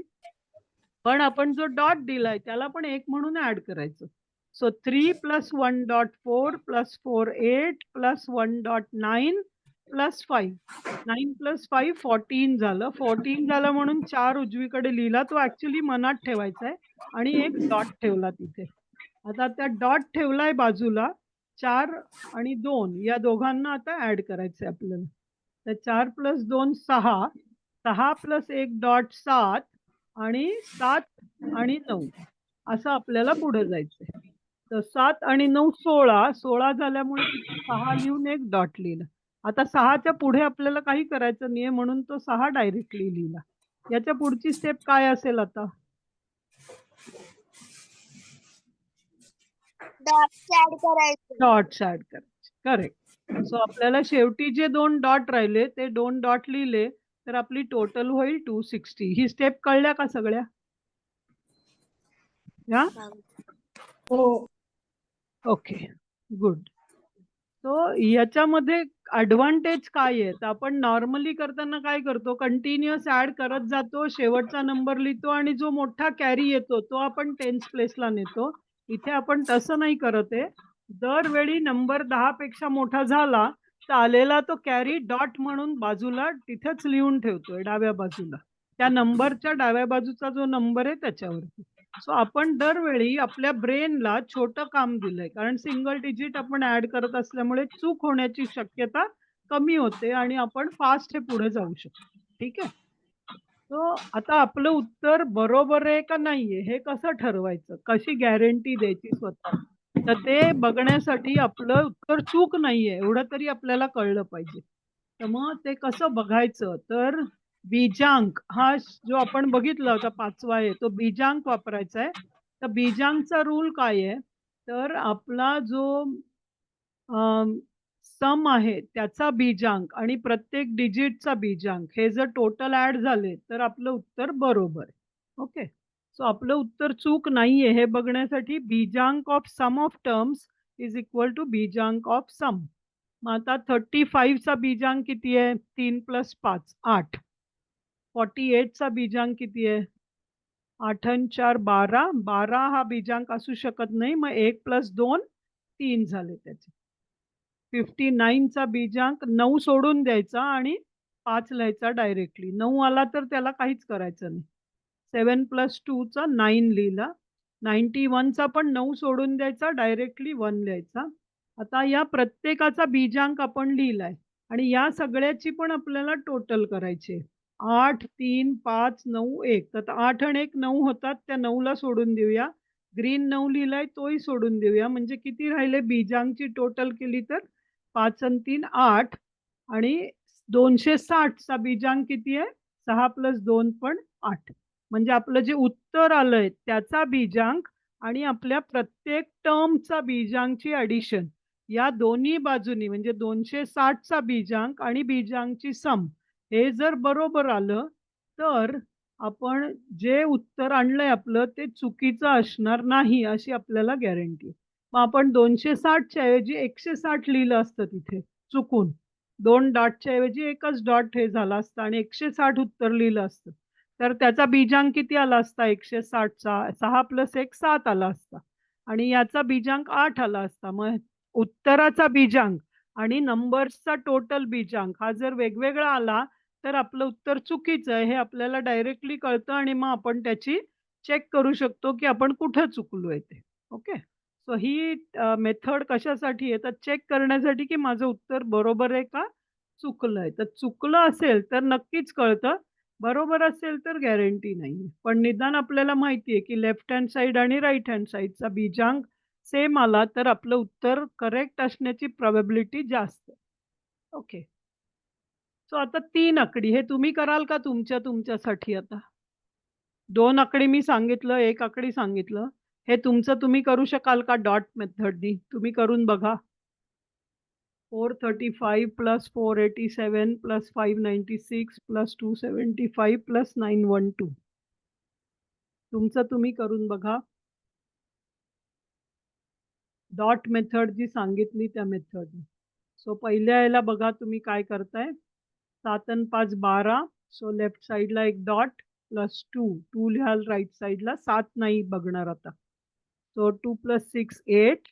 8 + 5 13. 13 is bigger than 10. So write 3 and give a dot. 3 + 2 5. Unit प्लेसचा 5 सगळ्यांना कळला का? तुमचा आलाय का बघा तसं. If so, now go to 10th place. Okay. So unit प्लेसचा 5 बरोबर आला असेल तर let's go to 10th place. So 10th प्लेसचा करताना आता 2 डॉट्स आहेत आणि आपण ॲडिशन करतो. सो 3 + 1 डॉट तो तिथंच ॲड करायचा ना त्याला. 3 + 1 4. 4 + 8 12. 12 is bigger than 10. So give a dot and 2. आता 8 ला सोडून द्यायचं. 2 नी ॲडिशन करायची. 2 + 9 11. 11 is bigger. So give a dot and 1. Add 1 to 7. 709. Okay. Very good. So next स्टेपमध्ये तुम्हाला त्याचा 0 आला. नेक्स्ट स्टेपला येतो थर्डला 7 आणि 2 डॉट्स ॲड केले तर तुम्हाला मिळेल याचा टोटल येईल 7 विथ 2 डॉट्स. सो फायनल स्टेजला तुम्ही ते 2 डॉट ॲड केले तर 2705. आता हे बीजांकच्या मेथडनी बरोबर आहे का चेक करू शकाल का तुम्ही? 2705 हे उत्तर आलंय. त्याचा बीजांक किती आहे? 7 + 2 9 होतात, सोडून द्या. 0 + 5 इज 5. सो उत्तराचा बीजांक 5 आहे. आता 435 चा बीजांक किती आहे? त्या प्रत्येकाचा बीजांक लिहायला पाहिजे. 435 5 + 4 गेले. So 3 correct. 8 + 4 + 7 19. सो बीजांक इज 1. 3 + 1 4. 9 + 6 + 5 6 आणि 5 11 म्हणजे त्याचा 2. सो 3 1 4 आणि 2 6 आणि 5 11 11 आणि 3 14 4 5. सो ह्याचा पण 5 आहे आणि त्याचा पण 5 आहे. सो आपलं उत्तर बरोबर. Okay. So this is the way you have to do it. So using Bijank you can check 31253 5 आहे 2705 चा पण 5. ओके. सो बीजांकनी तुम्हाला तुमचं टीचर चेक करायच्या आधीच तुम्हाला माहिती आहे की तुमचं उत्तर बरोबर आहे का नाही. ठीक आहे. सो ॲडिशनची प्रोसेस कळली का? या. सो आता एक 10 मिनिटं घ्या आणि यातली कुठलेही तुम्ही 2 प्रॉब्लेम सॉल्व्ह करा. सगळे नका करू. आपण 20-25 जण आहोत. सो प्रत्येकाने 2-2 करा फक्त. कुठलेही 2 तुम्हाला 18 पैकी. मग हे मी तुम्हाला होमवर्कसाठी देणार आहे बाकी. कुठलेही 2 करा, मग आपण तुमचं उत्तर बरोबर आहे का नाही चेक करू. सो एक 10 मिनिटं, 5 मिनिटं घ्या, 5-10 मिनिटं आणि 2 प्रॉब्लेम शुद्धाच्या मेथडनी करून बघा. ओके.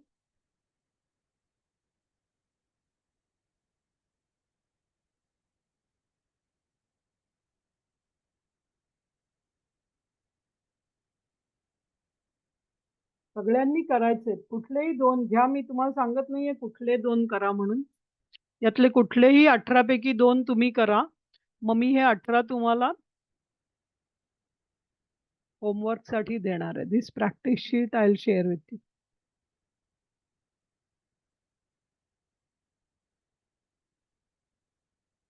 करून बघा. ही ॲडिशन तुम्हाला कळली आहे का?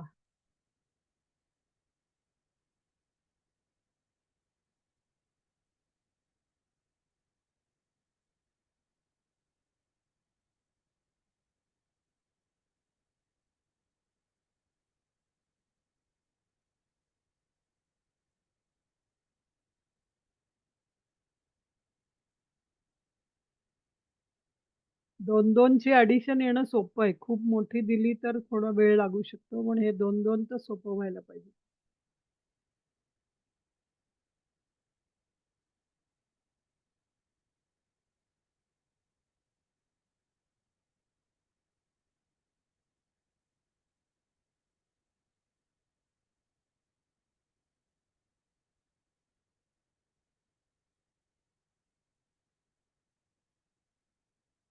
झाले कुठलेही 2?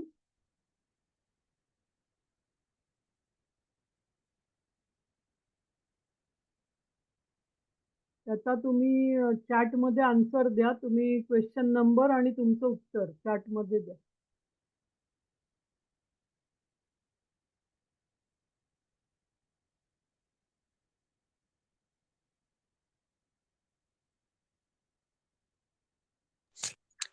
सिक्स.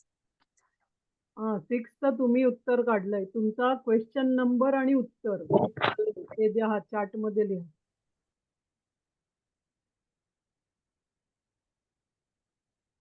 ओके. 6 आणि 18. ठीक आहे.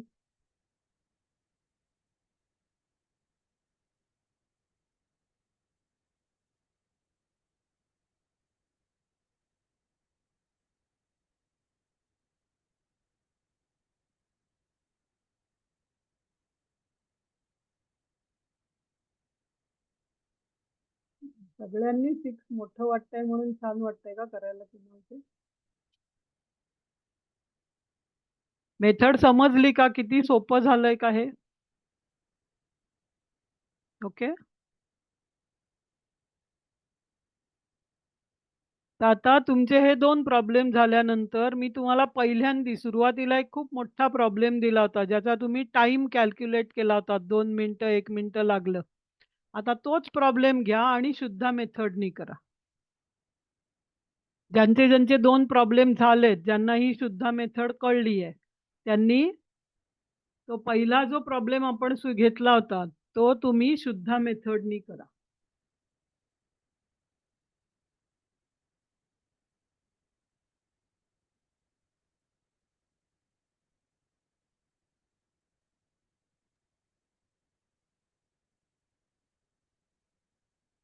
त्याची सगळ्याची उत्तरं दिली आहेत बघा. तुमचं उत्तर करेक्ट आहे का? तुम्ही जे 2 केलेत ते.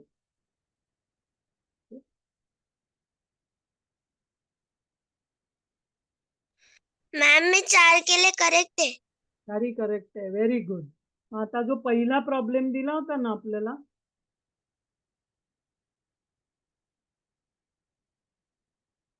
हा प्रॉब्लेम शुद्धा मेथडनी करा.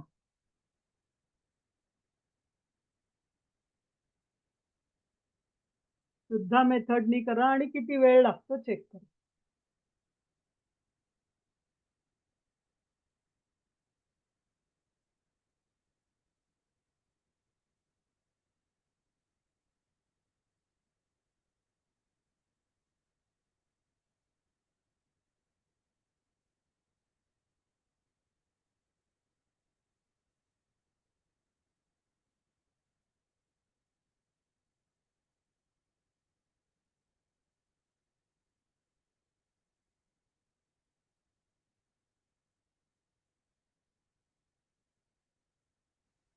तू तुझं बनाना संपव. मी Pasana mata raja.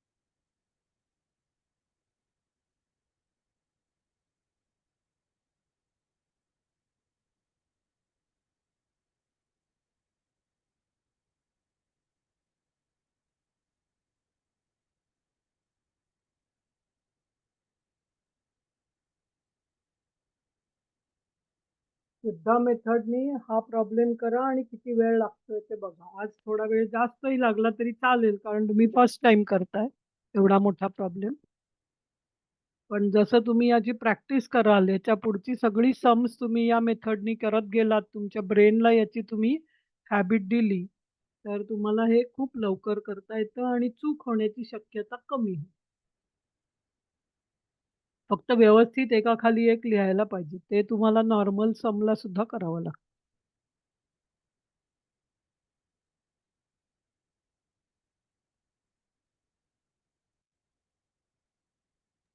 $37 37 seconds. Seconds. Very good. पहिल्यांदी 1 मिनिट आणि 17 का 15 सेकंड लागले होते ना तुला? किती लागले होते लिहिलं होतंस ना तू? तर तिसरं तिथे लिही खाली की शुद्धा मेथड किती वेळ लागेल. ठीक आहे? Very good. तर तुम्हाला काय ॲडव्हांटेज जाणवतं याचं आता?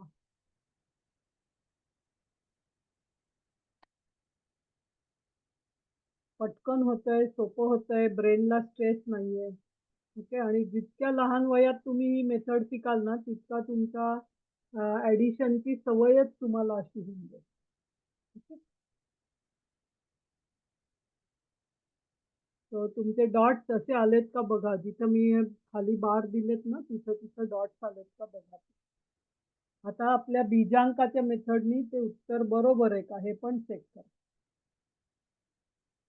तर प्रत्येक लाईनचा बीजांक काढा आणि फायनल आन्सर बरोबर आहे का बघा.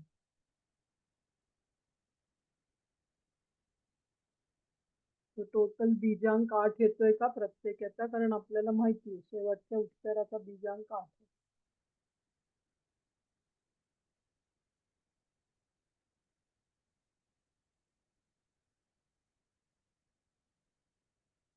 म्हणजे उत्तर कमी वेळात पण होईल आणि अचूक पण होईल याची तुम्हाला गॅरंटी त्याच्यामध्ये यायला पाहिजे.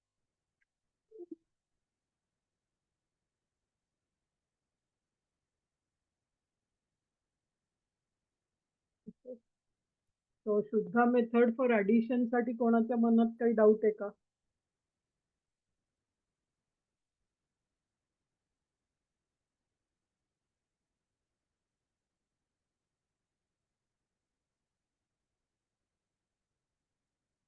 ओके, सो होपफुली तुम्ही no doubt. Okay, 1.51 second, 2.1 point, या.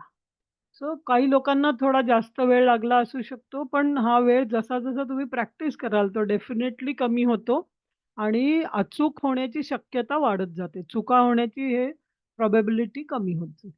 ठीक आहे. सो आता पुढची मेथड बघूया, सबट्रॅक्शन. तर ही सबट्रॅक्शन आपल्याला निखिलम सूत्र आपण मगाशी विनिकुलम करताना बघितलं. All from 9 and last from 10 याच मेथडनी आपल्याला सबट्रॅक्शनचा बेसिकली हे करायचं. ओके, आता ती ॲडिशन थांबवा. आपण पुढचं सबट्रॅक्शन बघूया. तो सबट्रॅक्शन हा बेसपासनं पहिल्यांदा कसं सबट्रॅक्ट करायचं ते बघूया. सो बेस काय असेल? 10, 100, 1000, 10,000, 1,00,000 कितीही. एकावरती जितकी शून्य 1, 2, 3, 4 वाढवत जाऊ तसा तो बेस वाढेल. आता सबट्रॅक्टिंग फ्रॉम बेस म्हणजे जितके आकडे आहेत त्याप्रमाणे बेस घ्यायचा. 1000 मधनं 784 काढायचे असेल तर तुम्ही नॉर्मल मेथडमध्ये काय कराल? 4 अन् 6 10 हातचा आला 1, मग त्यातनं 1 गेला आणि 9 वजा 1 8 सॉरी 10 मधनं 9 गेला 1 असं करत जाऊ आपण. तर तसं काहीही न करता डायरेक्टली आपण उत्तर लिहू शकतो इथे, की आपलं जर 784 असेल, तर त्या 784चं आपण डायरेक्टली काय करायचंय तर ऑल फ्रॉम 9 लास्ट फ्रॉम 10 7 आणि 8 चे 9 मधनं वजा करायचे आणि शेवटचा नंबर 10 मधनं वजा करायचा आणि डायरेक्टली उत्तर लिहायचं. 10 मधनं 4 गेले 6, 9 मधनं 8 गेले 1, 9 मधनं 7 गेले 2. सो 216 हे उत्तर आपण डायरेक्टली लिहू शकतो. सेम वे इथे करून दाखवलंय, की 276 जर काढायचे असतील, तर 724 म्हणजे आपण जी काही कॅरी फॉरवर्डचा जो इश्यू सबट्रॅक्शनमध्ये होतो, तो होणारच नाही याच्यामध्ये. तर ऑल फ्रॉम 9 लास्ट फ्रॉम 10 हा निखिलम सूत्राने डायरेक्ट तुम्ही उत्तर सबट्रॅक्शनचं लिहू शकता. आता सपोज 1000 मधनं 408 काढायचे, तर ऑल फ्रॉम 9 म्हणजे 9 मधनं 4, 9 मधनं 0 आणि 10 मधनं 8. सेम वे 100 मधनं 89 काढायचे असतील, तर 9 मधनं 8 आणि 10 मधनं 9, 11. हे असं एका क्षणामध्ये तुम्ही उत्तर सबट्रॅक्शनचं लिहू शकलं पाहिजे, जेव्हा तुम्ही बेसमधनं त्याला सबट्रॅक्ट करता. ठीक आहे, हिच्यामध्ये काही डाऊट आहे का या मेथडमध्ये? जेव्हा तुम्ही 10 मधनं, 100 मधनं, 1000 मधनं, 10,000 मधनं, मग आता मी तुम्हाला 1,00,000 वजा असा एक प्रॉब्लेम दिला, तर तो तुम्ही करू शकता का बघा?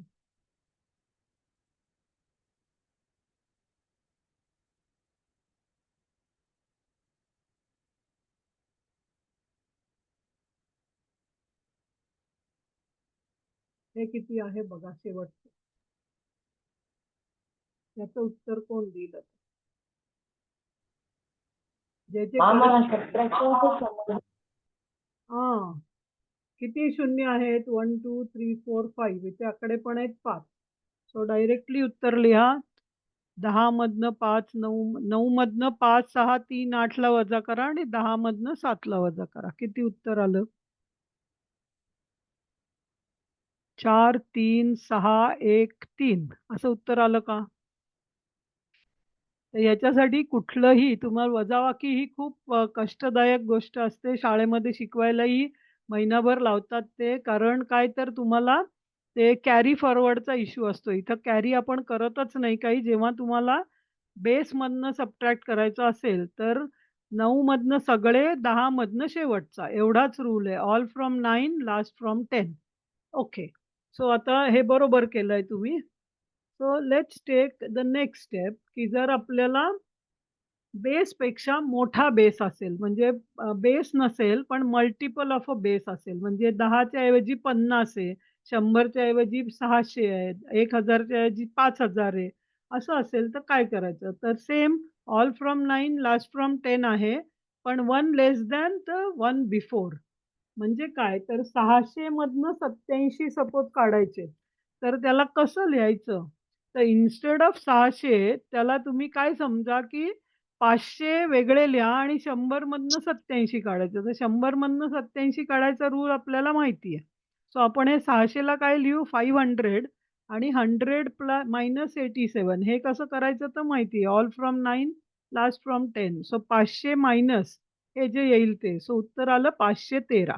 सो आपण हा 5 कसा मिळवला? तर आपण यातनं 100 वेगळे केले होते. म्हणजे जो 6 होता त्याचा झालाय 5 आणि 87चं आपण जे मगाशी केलं तेच केलं. All from 9 last from 10.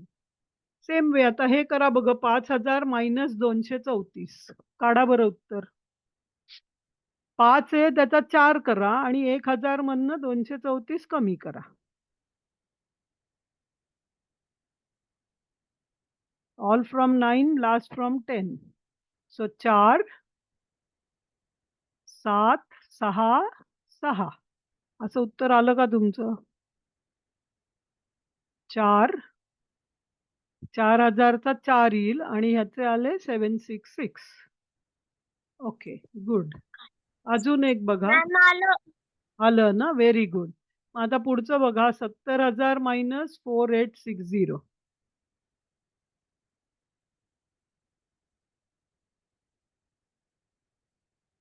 आता इथे हा शेवटचा जो 10 आहे ना, तो शून्याला काही करायचं नाही हं.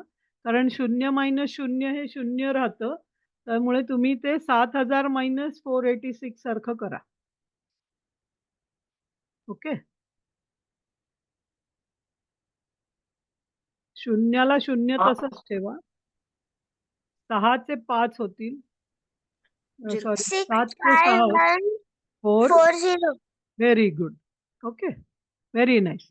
सो हा रूल पण कळला म्हणजे पहिल्या बेसमधनं कसं होतं, आता मल्टिपल ऑफ बेसमधनं काढायचं असलं तरीही आपल्याला कळलं कसं करायचं. गुड. मग आता हे बघा 9000 मायनस 5432 करा. हे तर पुन्हा अजून सोपं आहे तुम्हाला.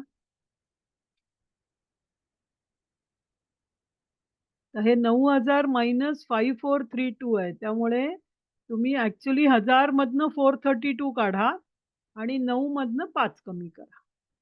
पण त्या 1000 मधनं काढल्यामुळे तुम्हाला 8 मधनंच केले पाहिजेत. ओके. सो हे 9000 मधनं 5432 करण्यासाठी एक लक्षात ठेवलं पाहिजे, की हे 5000 आहेत ना, ते आपल्याला वेगळे धरले पाहिजे मनामध्ये. सो हे 8000 मायनस 5000 आणि 1000 मायनस 432 असं बघायला पाहिजे आपल्याला. ठीक आहे. So all from 9 and last from 10 त्याचं अप्लाय करायचं 432 ला.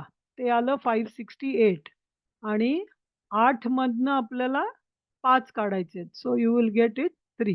3568 ही पुढची एक स्टेप कळली का? इथे थोडं कन्फ्युजन असू शकतं. हे बघा 7000 मायनस 3884. सो 7884चं तर तुम्हाला कळेल 116 ते डायरेक्ट आहे. All from 9 last from 10.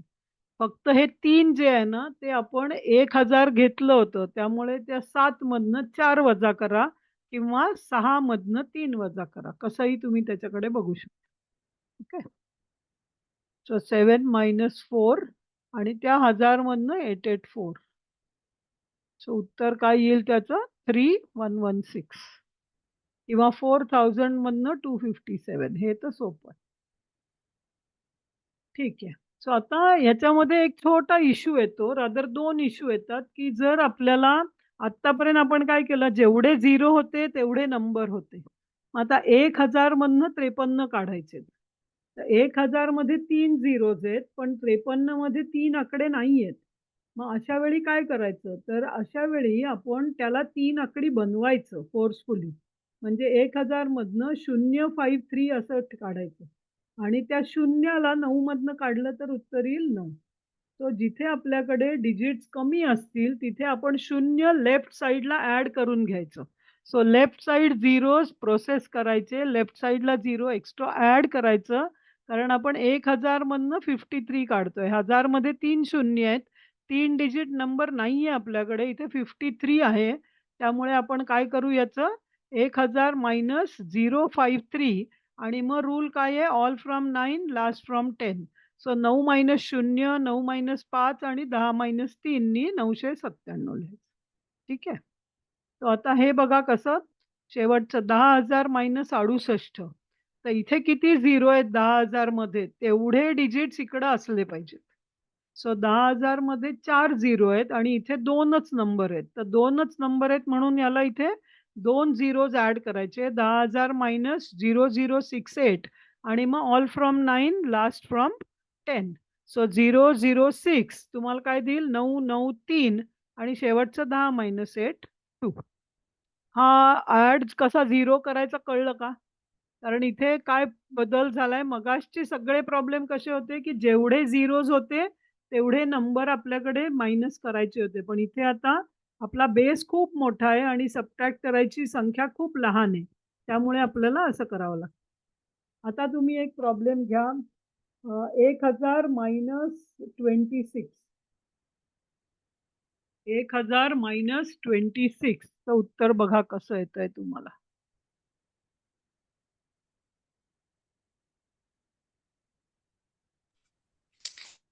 974. 9 9974.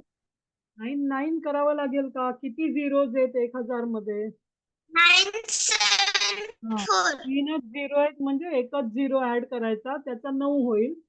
2चा होईल 7 आणि 10चं 6 मधनं गेलं 4. Very good. 974. आता अजून एक उलटी 974 आलं ना तुमचं? 1000 मायनस केल्यानंतर? ओके. आता उलटा प्रॉब्लेम होतोय इथे, की आपल्याला 1000 मधनं 470 काढायचे. तर मी तुम्हाला मगाशी सांगितलं, शून्याला हात नाही लावायचा. शून्य उजवीकडे असेल, तर त्याला कशातनंच सबट्रॅक्ट नाही करायचं. तसंच्या तसंच ठेवायचं. इथं शून्य जर डावीकडे असेल, तर त्याला 9 मधनं मायनस करायचं. पण शून्य जर उजवीकडे असेल, कारण 0 मायनस 0 हे 0 राहतं. ओके. तर हे आपण मगाशी पण बघितलं होतं, की 1000 मायनस 470 असेल, तर तुम्ही 9 मधनं 4 गेले, 9 मधनं 7 गेले असं नाही करायचं. तर 9 मधनं 4 गेले, 10 मधनं 7 गेले आणि शून्यातनं 0 गेले, ते शून्याला तसंच ठेवून द्यायचं. ठीक आहे? तो या 2 व्हरायटी बघा, की जेव्हा लेफ्ट साइडला असेल, तिथं 0 ॲड करून घ्यायचं, कमी डिजिट्स असतील तर आणि त्याला 9 मधनं मायनस करायचं. पण राइट साइडला 0 असेल, तर तो राइट साइड इनसिग्निफिकंट झिरो म्हणतात त्याला. राइट साइडच्या झिरोला 0-0 तसंच ठेवून द्यायचं आणि मग रूल लावायचा all from 9 last from 10 for remaining digits. So 47 ला तो नंबर रूल लावायचा. 470 ला नाही लावायचं. ओके. गुड.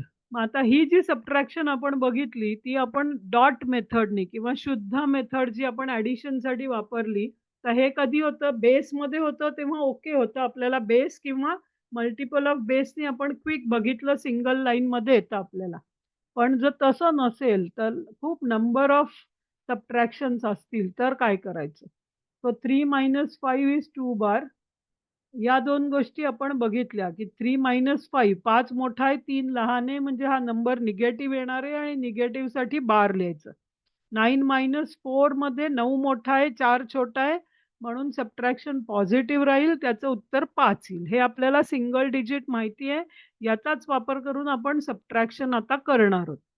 पण सबट्रॅक्शन करताना जेव्हा आपण 35 मधनं 28 काढायचे, तर 35 मधनं 28 काढण्यासाठी याची सबट्रॅक्शन 28 नी न करता एक मेथड काय आहे, तर आपण त्याला 28 ला त्याच्या व्हिनिक्युलममध्ये लिहायचं.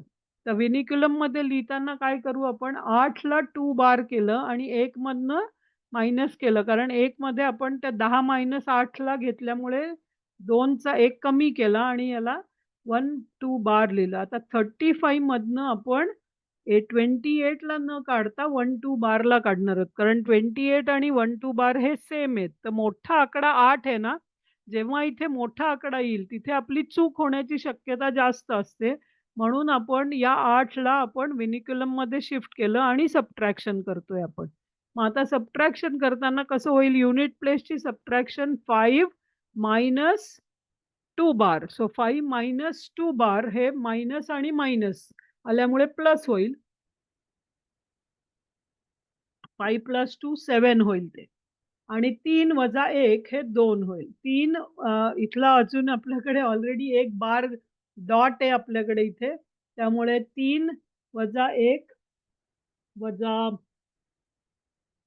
3 वजा 1 झालेलं आहे ऑलरेडी आणि हे आपण 7 बार 7. 3 वजा 1 वजा 2.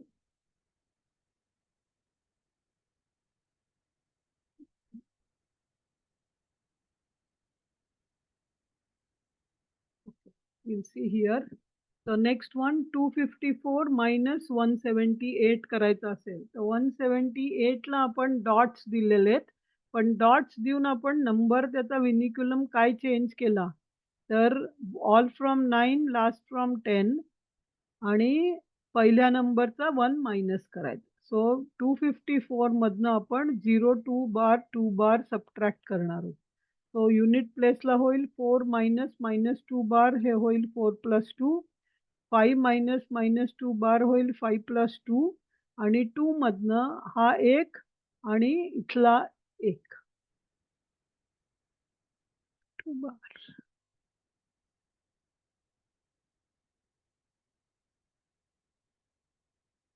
हे 1 2 2 माझंच लिहायला चुकलं आहे.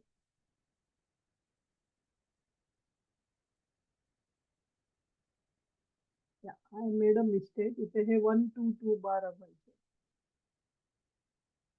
कारण तिथे आपल्याकडे एक डॉट ऑलरेडी आहे.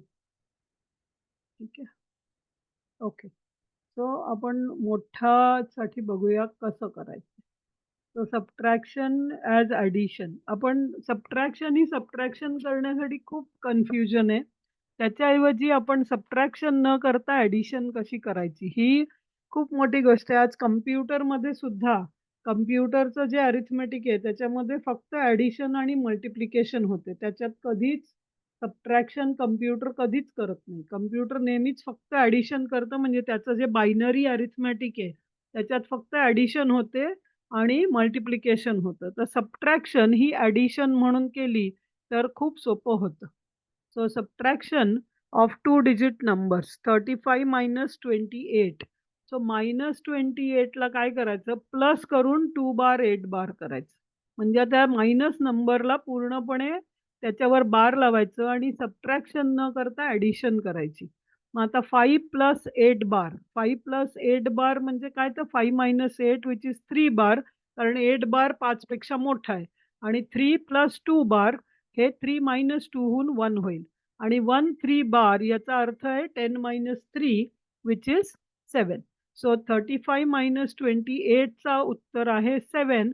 पण आपण ते सबट्रॅक्शन न करता ॲडिशन केली आहे. आता इकडे बघा दुसरा नंबर घेतलाय 254 मायनस 178. तर हे करणं खूप सोपं होतं कारण आपण ब्रेनमध्ये फक्त ॲडिशन करतोय सबट्रॅक्शन करणारच नाहीये. सो 254 प्लस 1 बार 7 बार 8 बार प्रत्येक डिजिटला बार द्यायचा आहे कारण तो पूर्ण नंबर निगेटिव्ह आहे. आता ॲडिशन करताना मात्र आपला नंबर हा पॉझिटिव्ह किंवा निगेटिव्ह न येता तो मिक्स नंबर येऊ शकतो. So 4 plus 8 bar is 4 bar. 5 plus 7 bar is 2 बार आणि 2 plus 1 bar is 1. He single digit addition आपल्याला माहिती आहे. आणि 1 2 बार 4 बार ह्याचा अर्थ काय आहे तर 100 मायनस 24 आणि मग 100 मायनस 24चं जे उत्तर आहे ते आपलं पूर्णपणे इथे आन्सर आहे 76. ओके. सो ही ॲडिशन कशी केली सबट्रॅक्शनच्या ऐवजी हे कळलं का? कारण हे फार महत्वाचं आहे. ते मागचा उद्योग करताना खूप चुका होऊ शकतात शुद्ध मेथडपेक्षा. पण आपण आपली नॉर्मल सबट्रॅक्शनमध्ये सुद्धा ॲडिशनपेक्षा चुका जास्त होतात कारण तो कॅरी वर खाली करताना वरचा नंबर छोटा आहे का खालचा नंबर मोठा आहे का ह्याच्यामध्ये प्रॉब्लेम होतो. सो सबट्रॅक्शन ही बेसिकली ॲडिशन सारखी केली तर कधीच प्रॉब्लेम येणार नाही. फक्त त्याचा जो व्हिनिक्युलम नंबर येतो त्याला फायनली आपल्याला कन्व्हर्ट करायचंय. आणि त्याच्यासाठी सुद्धा तुम्ही all from 9 last from 10 -1 previous नंबरच्या -1 हा रूल आपण जो वापरलाय तोच वापरायचा. 1, 2 बार, 4 बारला आपण 1 ला 0 करणार, 9 - 2, 10 - 4 हे डायरेक्टली आपण 076 लिहू शकतो. हे मी तुम्हाला साइडला करून दाखवलंय. पण बेसिकली तीच गोष्ट आहे की all from 9 last from 10. Okay. Good. So सबट्रॅक्शनचं आपल्या डे टू डे लाईफमध्ये काय उपयोग आहे का? तर डे टू डे लाईफमध्ये काय उपयोग आहे? तर सपोज असं तुम्हाला एक मुद्दामून मी क्लिष्ट उदाहरण लिहिलंय, की suppose you buy vegetable for 8.53 rupees and give the 10 rupee note. म्हणजे तुम्ही 10 रुपयाची नोट दिली आणि 8.53 तुमचा खर्च झालाय. तर किती पैसे तुम्हाला परत मिळाले पाहिजेत? तर आता 10 रुपयाची नोट आहे म्हणजे ते तुम्ही पूर्ण बेस संख्येमध्ये आहेत आणि 8 हा आपला आहे पॉइंट आहे. म्हणजे 8 रुपये 10 रुपयातनं गेले.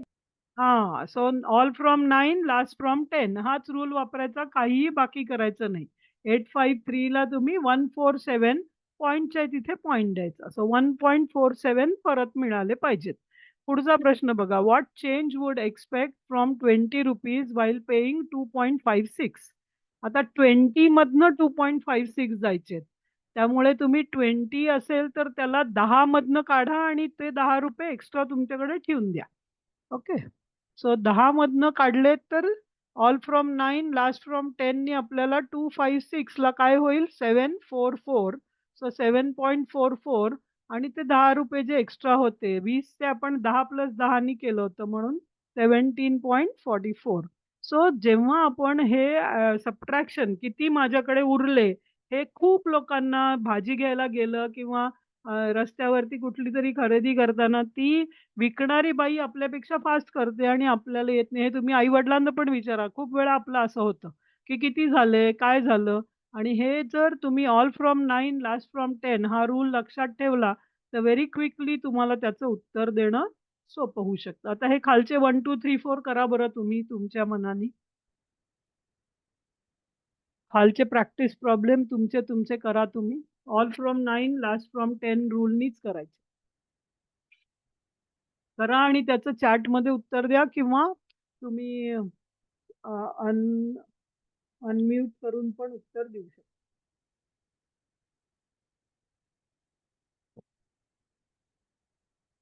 खालचे 4 problem. 10, 3.44.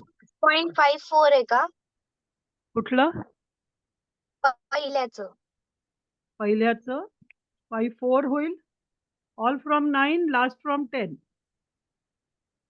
6.5. 6, 5, 0.55. 6.55. Correct. Second one. All from 9 last from 10. शेवटचं 10 मधनं काढायचंय म्हणून. 9. 2.39. Very nice. Next one. आता 1000 रुपयातनं 436.82. 563.18. 563.18. Very good. Last one.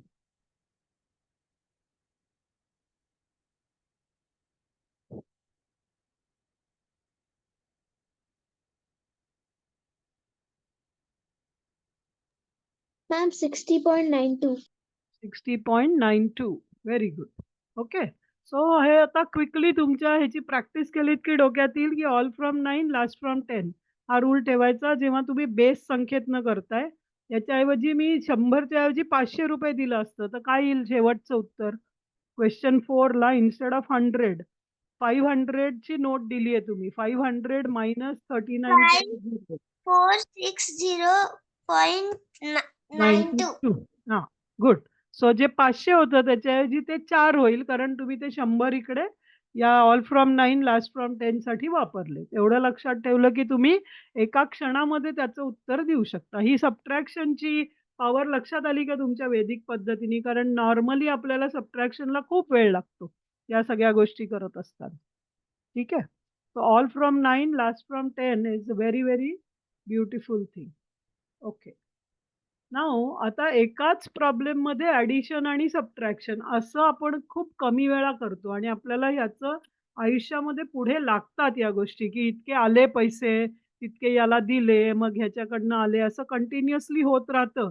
Debit आणि क्रेडिट बँकेचे जे अकाउंट असतात त्याच्यामध्ये सुद्धा असंच असतं. तर एकाच वेळी ॲडिशन आणि सबट्रॅक्शन करायची असेल, तर कसं करता येईल हे आपण बघूया. तुम्ही काही तुमची आयडिया सांगू शकता का मला ह्याच्यामध्ये?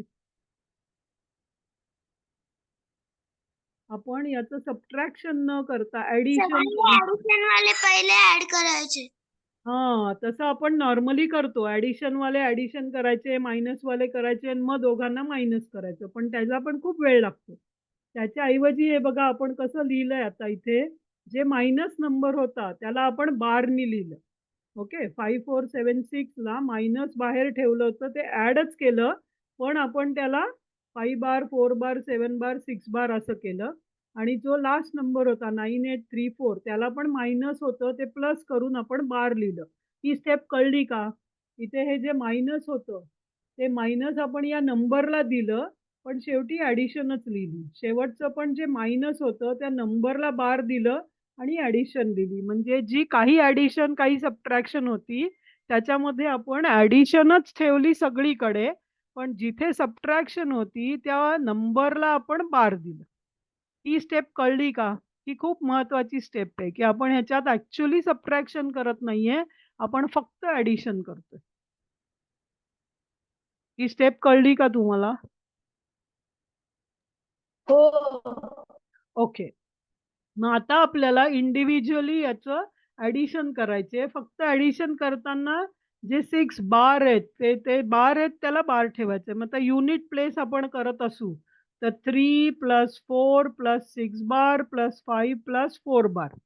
तर ही ॲड करताना बघा 3 + 4 7, 7 + 6 बार म्हणजे 7 - 6 is 1, 1 + 5 is 6, 6 + 4 bar is 2. So आपलं युनिट प्लेस हे किती क्विकली 2 आलं. ह्याच्यात अदरवाईज तुम्ही काय केलं असतं, ॲडिशन केली असती 3 नंबरची, 2 नंबरची, जे मायनस होते त्यांची ॲडिशन आणि मग सबट्रॅक्शन. याला खूप वेळ लागला असता. याच्याऐवजी युनिट प्लेस कशी आली कळलं का? युनिट प्लेसचे सगळे डिजिट 3, 4, 6 बार, 5 आणि 4 बार यांना आपण ओळीने ॲड करत गेलो. 3 + 4 7 + 6 बार म्हणजे 1, 1 + 5 6, 6 + 4 बार इज 2. कारण 4 बार म्हणजे सबट्रॅक्ट आहे. 6 + 4 बार, 6 - 4 इज 2. युनिट प्लेस कळली का? ओके. मग 10th प्लेस कशी येईल आता? 10th प्लेस म्हणजे आपण 10th प्लेसचे नंबर्स फक्त उचलायचे तिथनं 2 + 7 + 7 बार + 6 + 3 बार.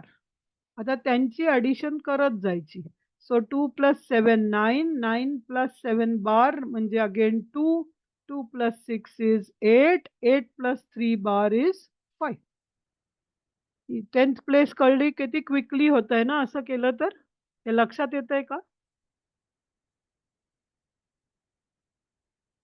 का व्हर्टिकल लिहायला पाहिजे? मी हॉरिझॉन्टल लिहिल्यामुळे तुम्हाला कन्फ्यूज होतंय का?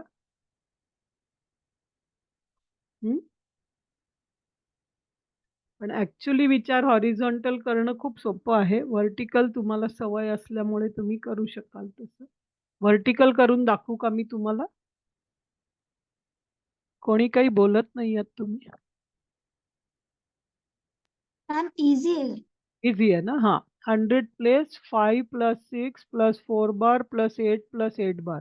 मग आता हे 8 + 8 बार तुम्ही सरळच मायनस करून टाकू शकता. 5 + 6, 6 + 4 बार होतं 2, 5 + 2 इज 7. आता तुम्ही तुमच्या ह्यानी क्विक कुठे ॲडिशन तशी करू शकता.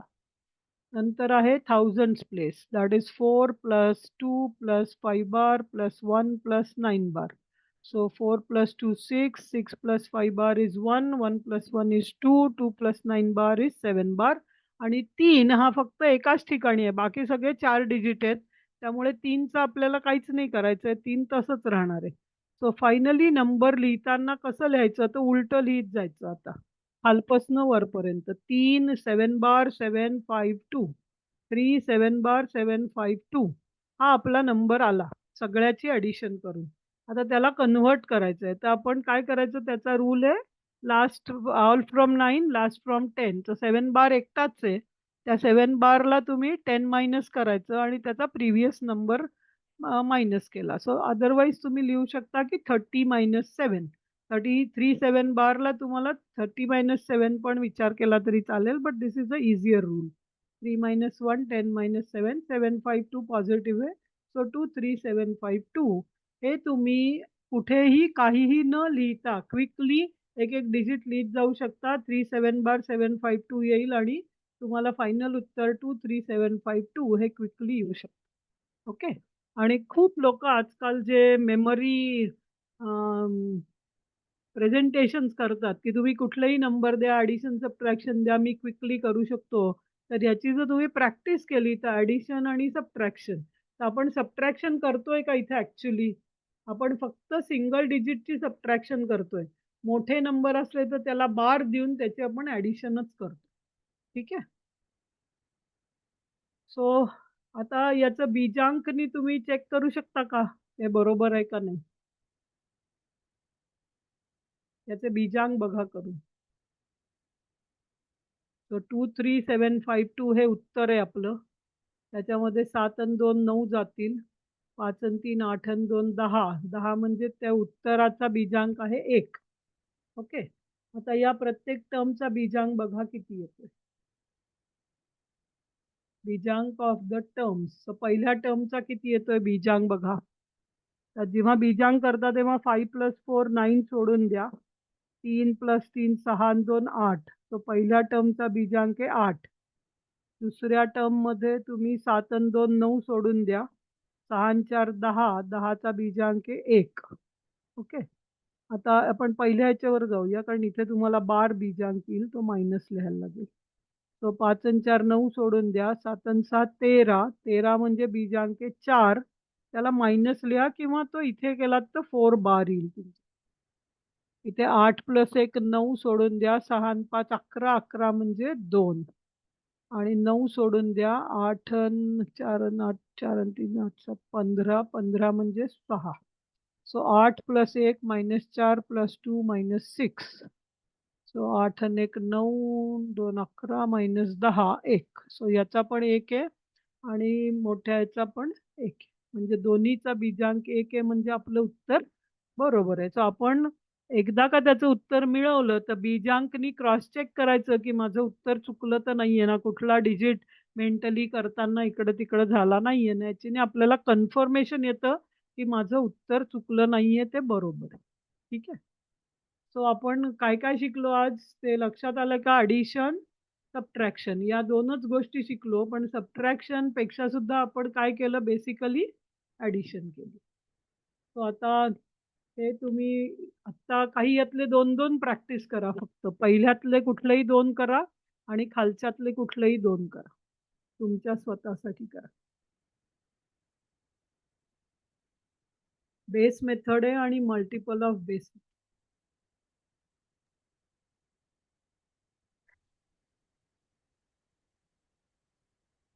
वरचे तर सोपे आहे तुम्हाला डिजिट्स आणि नाहीये. हं? छोटा आणि लॉक. छोटं व्हॉल्यूमचं लॉकचं. दोघं दाबायचं. दाबून सोडायचंय. दाबून नाही धरायचंय.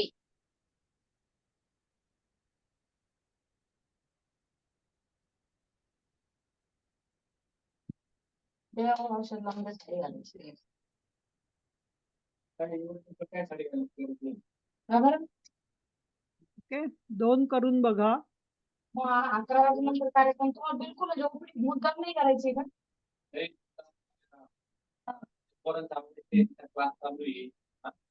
तिच्या क्लासला 15 मिनिटांमध्ये संपतो. Please mute yourself. 11 नंतर शिकवणार ना, मग ओपीडीला जाऊ ना.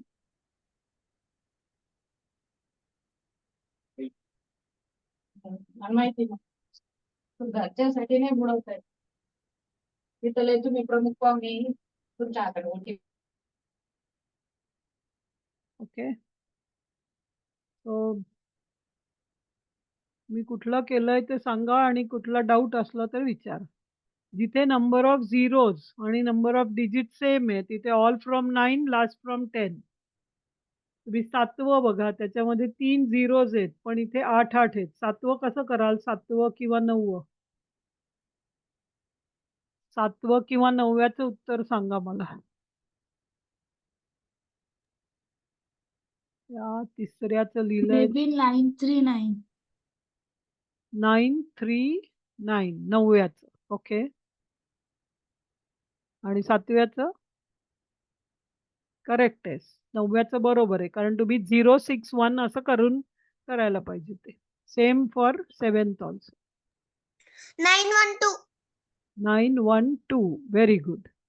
आता खालचे करा. खालच्यातले 2 करा.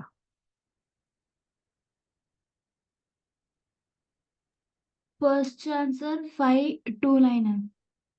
529 8. Last should be from 10 ना? Okay. 2 528. 299761. Which number? Second, okay. 6. 6th one, okay. So ह्याच्यामध्ये 1 2 3 4 5 आहेत. So 2 zeros you added. 299761. Very good. So आता तुम्ही ऍक्च्युली सबट्रॅक्शन कुठली मोठी करत नाहीये तर फक्त 10 मधनं आणि 9 मधनं सिंगल डिजिट नंबर सबट्रॅक्ट करताय. त्यामुळे चुकण्याची शक्यता खूप कमी आहे. ओके.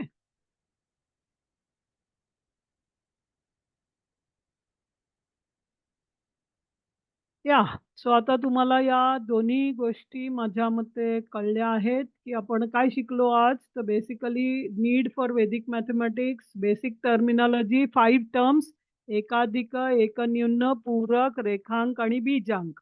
या 5 टर्म्सच बेसिकली आपण शिकलोय. विनिक्युलम नंबर म्हणजे काय, की ज्याच्यामध्ये मिक्स्ड पॉझिटिव्ह निगेटिव्ह डिजिट्स आहेत. ॲडिंग विथ शुद्धा मेथड, की जी डॉट दिल्यामुळे कशी स्पीड येते. सबट्रॅक्शन विथ शुद्धा मेथड ही I don't prefer you do it, पण त्याच्यापेक्षा तुम्ही addition with Shuddha method using vinculum करा. So subtraction as addition of vinculum आणि ॲडिशन अँड सबट्रॅक्शन टुगेदर हे आपण सगळ्या गोष्टी शिकलो. ह्याच्यात कोणाला काही डाऊट आहे का? तर काही डाऊट असेल तर विचारा. तुम्ही मधल्या आठवड्यामध्ये सुद्धा विचारू शकता. पण मी तुम्हाला एक होम प्ले वेगळं शीट या ग्रुपवरती शेअर करणार आहे. ॲडिशन आणि सबट्रॅक्शनचे वेगवेगळे प्रॉब्लेम्स जे तुमच्या सगळ्या मेथड्स त्याच्यामध्ये वापरल्या जातील असे. आणि ते तुम्हाला नेक्स्ट संडेच्या आधी करायचं आहे आणि सबमिट. ठीक आहे. कोणाला काही डाऊट आहे का ह्याच्यात? आज आपण जे शिकलो त्याच्यामध्ये हे सोपं वाटतंय का सबट्रॅक्शन? ॲडिशन तर थोडी प्रॅक्टिस करावी लागेल, पण सबट्रॅक्शन या नॉर्मल सबट्रॅक्शनपेक्षा फास्ट होतंय तुम्हाला असं वाटतं का? Anybody has any questions? कोणाला काही डाऊट आहे का? किंवा काही शेअर करायचं आहे का? तुम्हाला यातली कुठली मेथड आवडली? काय चांगलं वाटलं? मॅम मला ते सबट्रॅक्शन विथ विनिक्युलम नाही समजलं. नाही समजलं? हो. ओके. मग आपण सबट्रॅक्शन विथ विनिक्युलमच्या ऐवजी ॲडिशन केलं ते समजलं का? नाही ते पण नाही समजलं. हे पण नाही समजलं. कोण आहे? तू कोण बोलतीयस? मला कळत नाहीये. नाव सांग ना तुझं. धनराज. ओके. उज्ज्वल तुम्ही त्यांच्याशी बोलू शकता. आपण चेक करूया धनराजला काय नाही कळलंय. माझा वेळ मॅच नाही होणार. ओके. धनराज, उज्ज्वल सर तुला कॉल करतील आणि डाऊट मी शेअर करीन तुमच्याशी PDF ह्याची. ओके. मॅम ठीक आहे तुम्ही रेकॉर्डिंग शेअर करणार का? हो शेअर करणार रेकॉर्डिंग. ओके. रेकॉर्डिंग परत एकदा रेकॉर्डिंग आणि PDF. हां.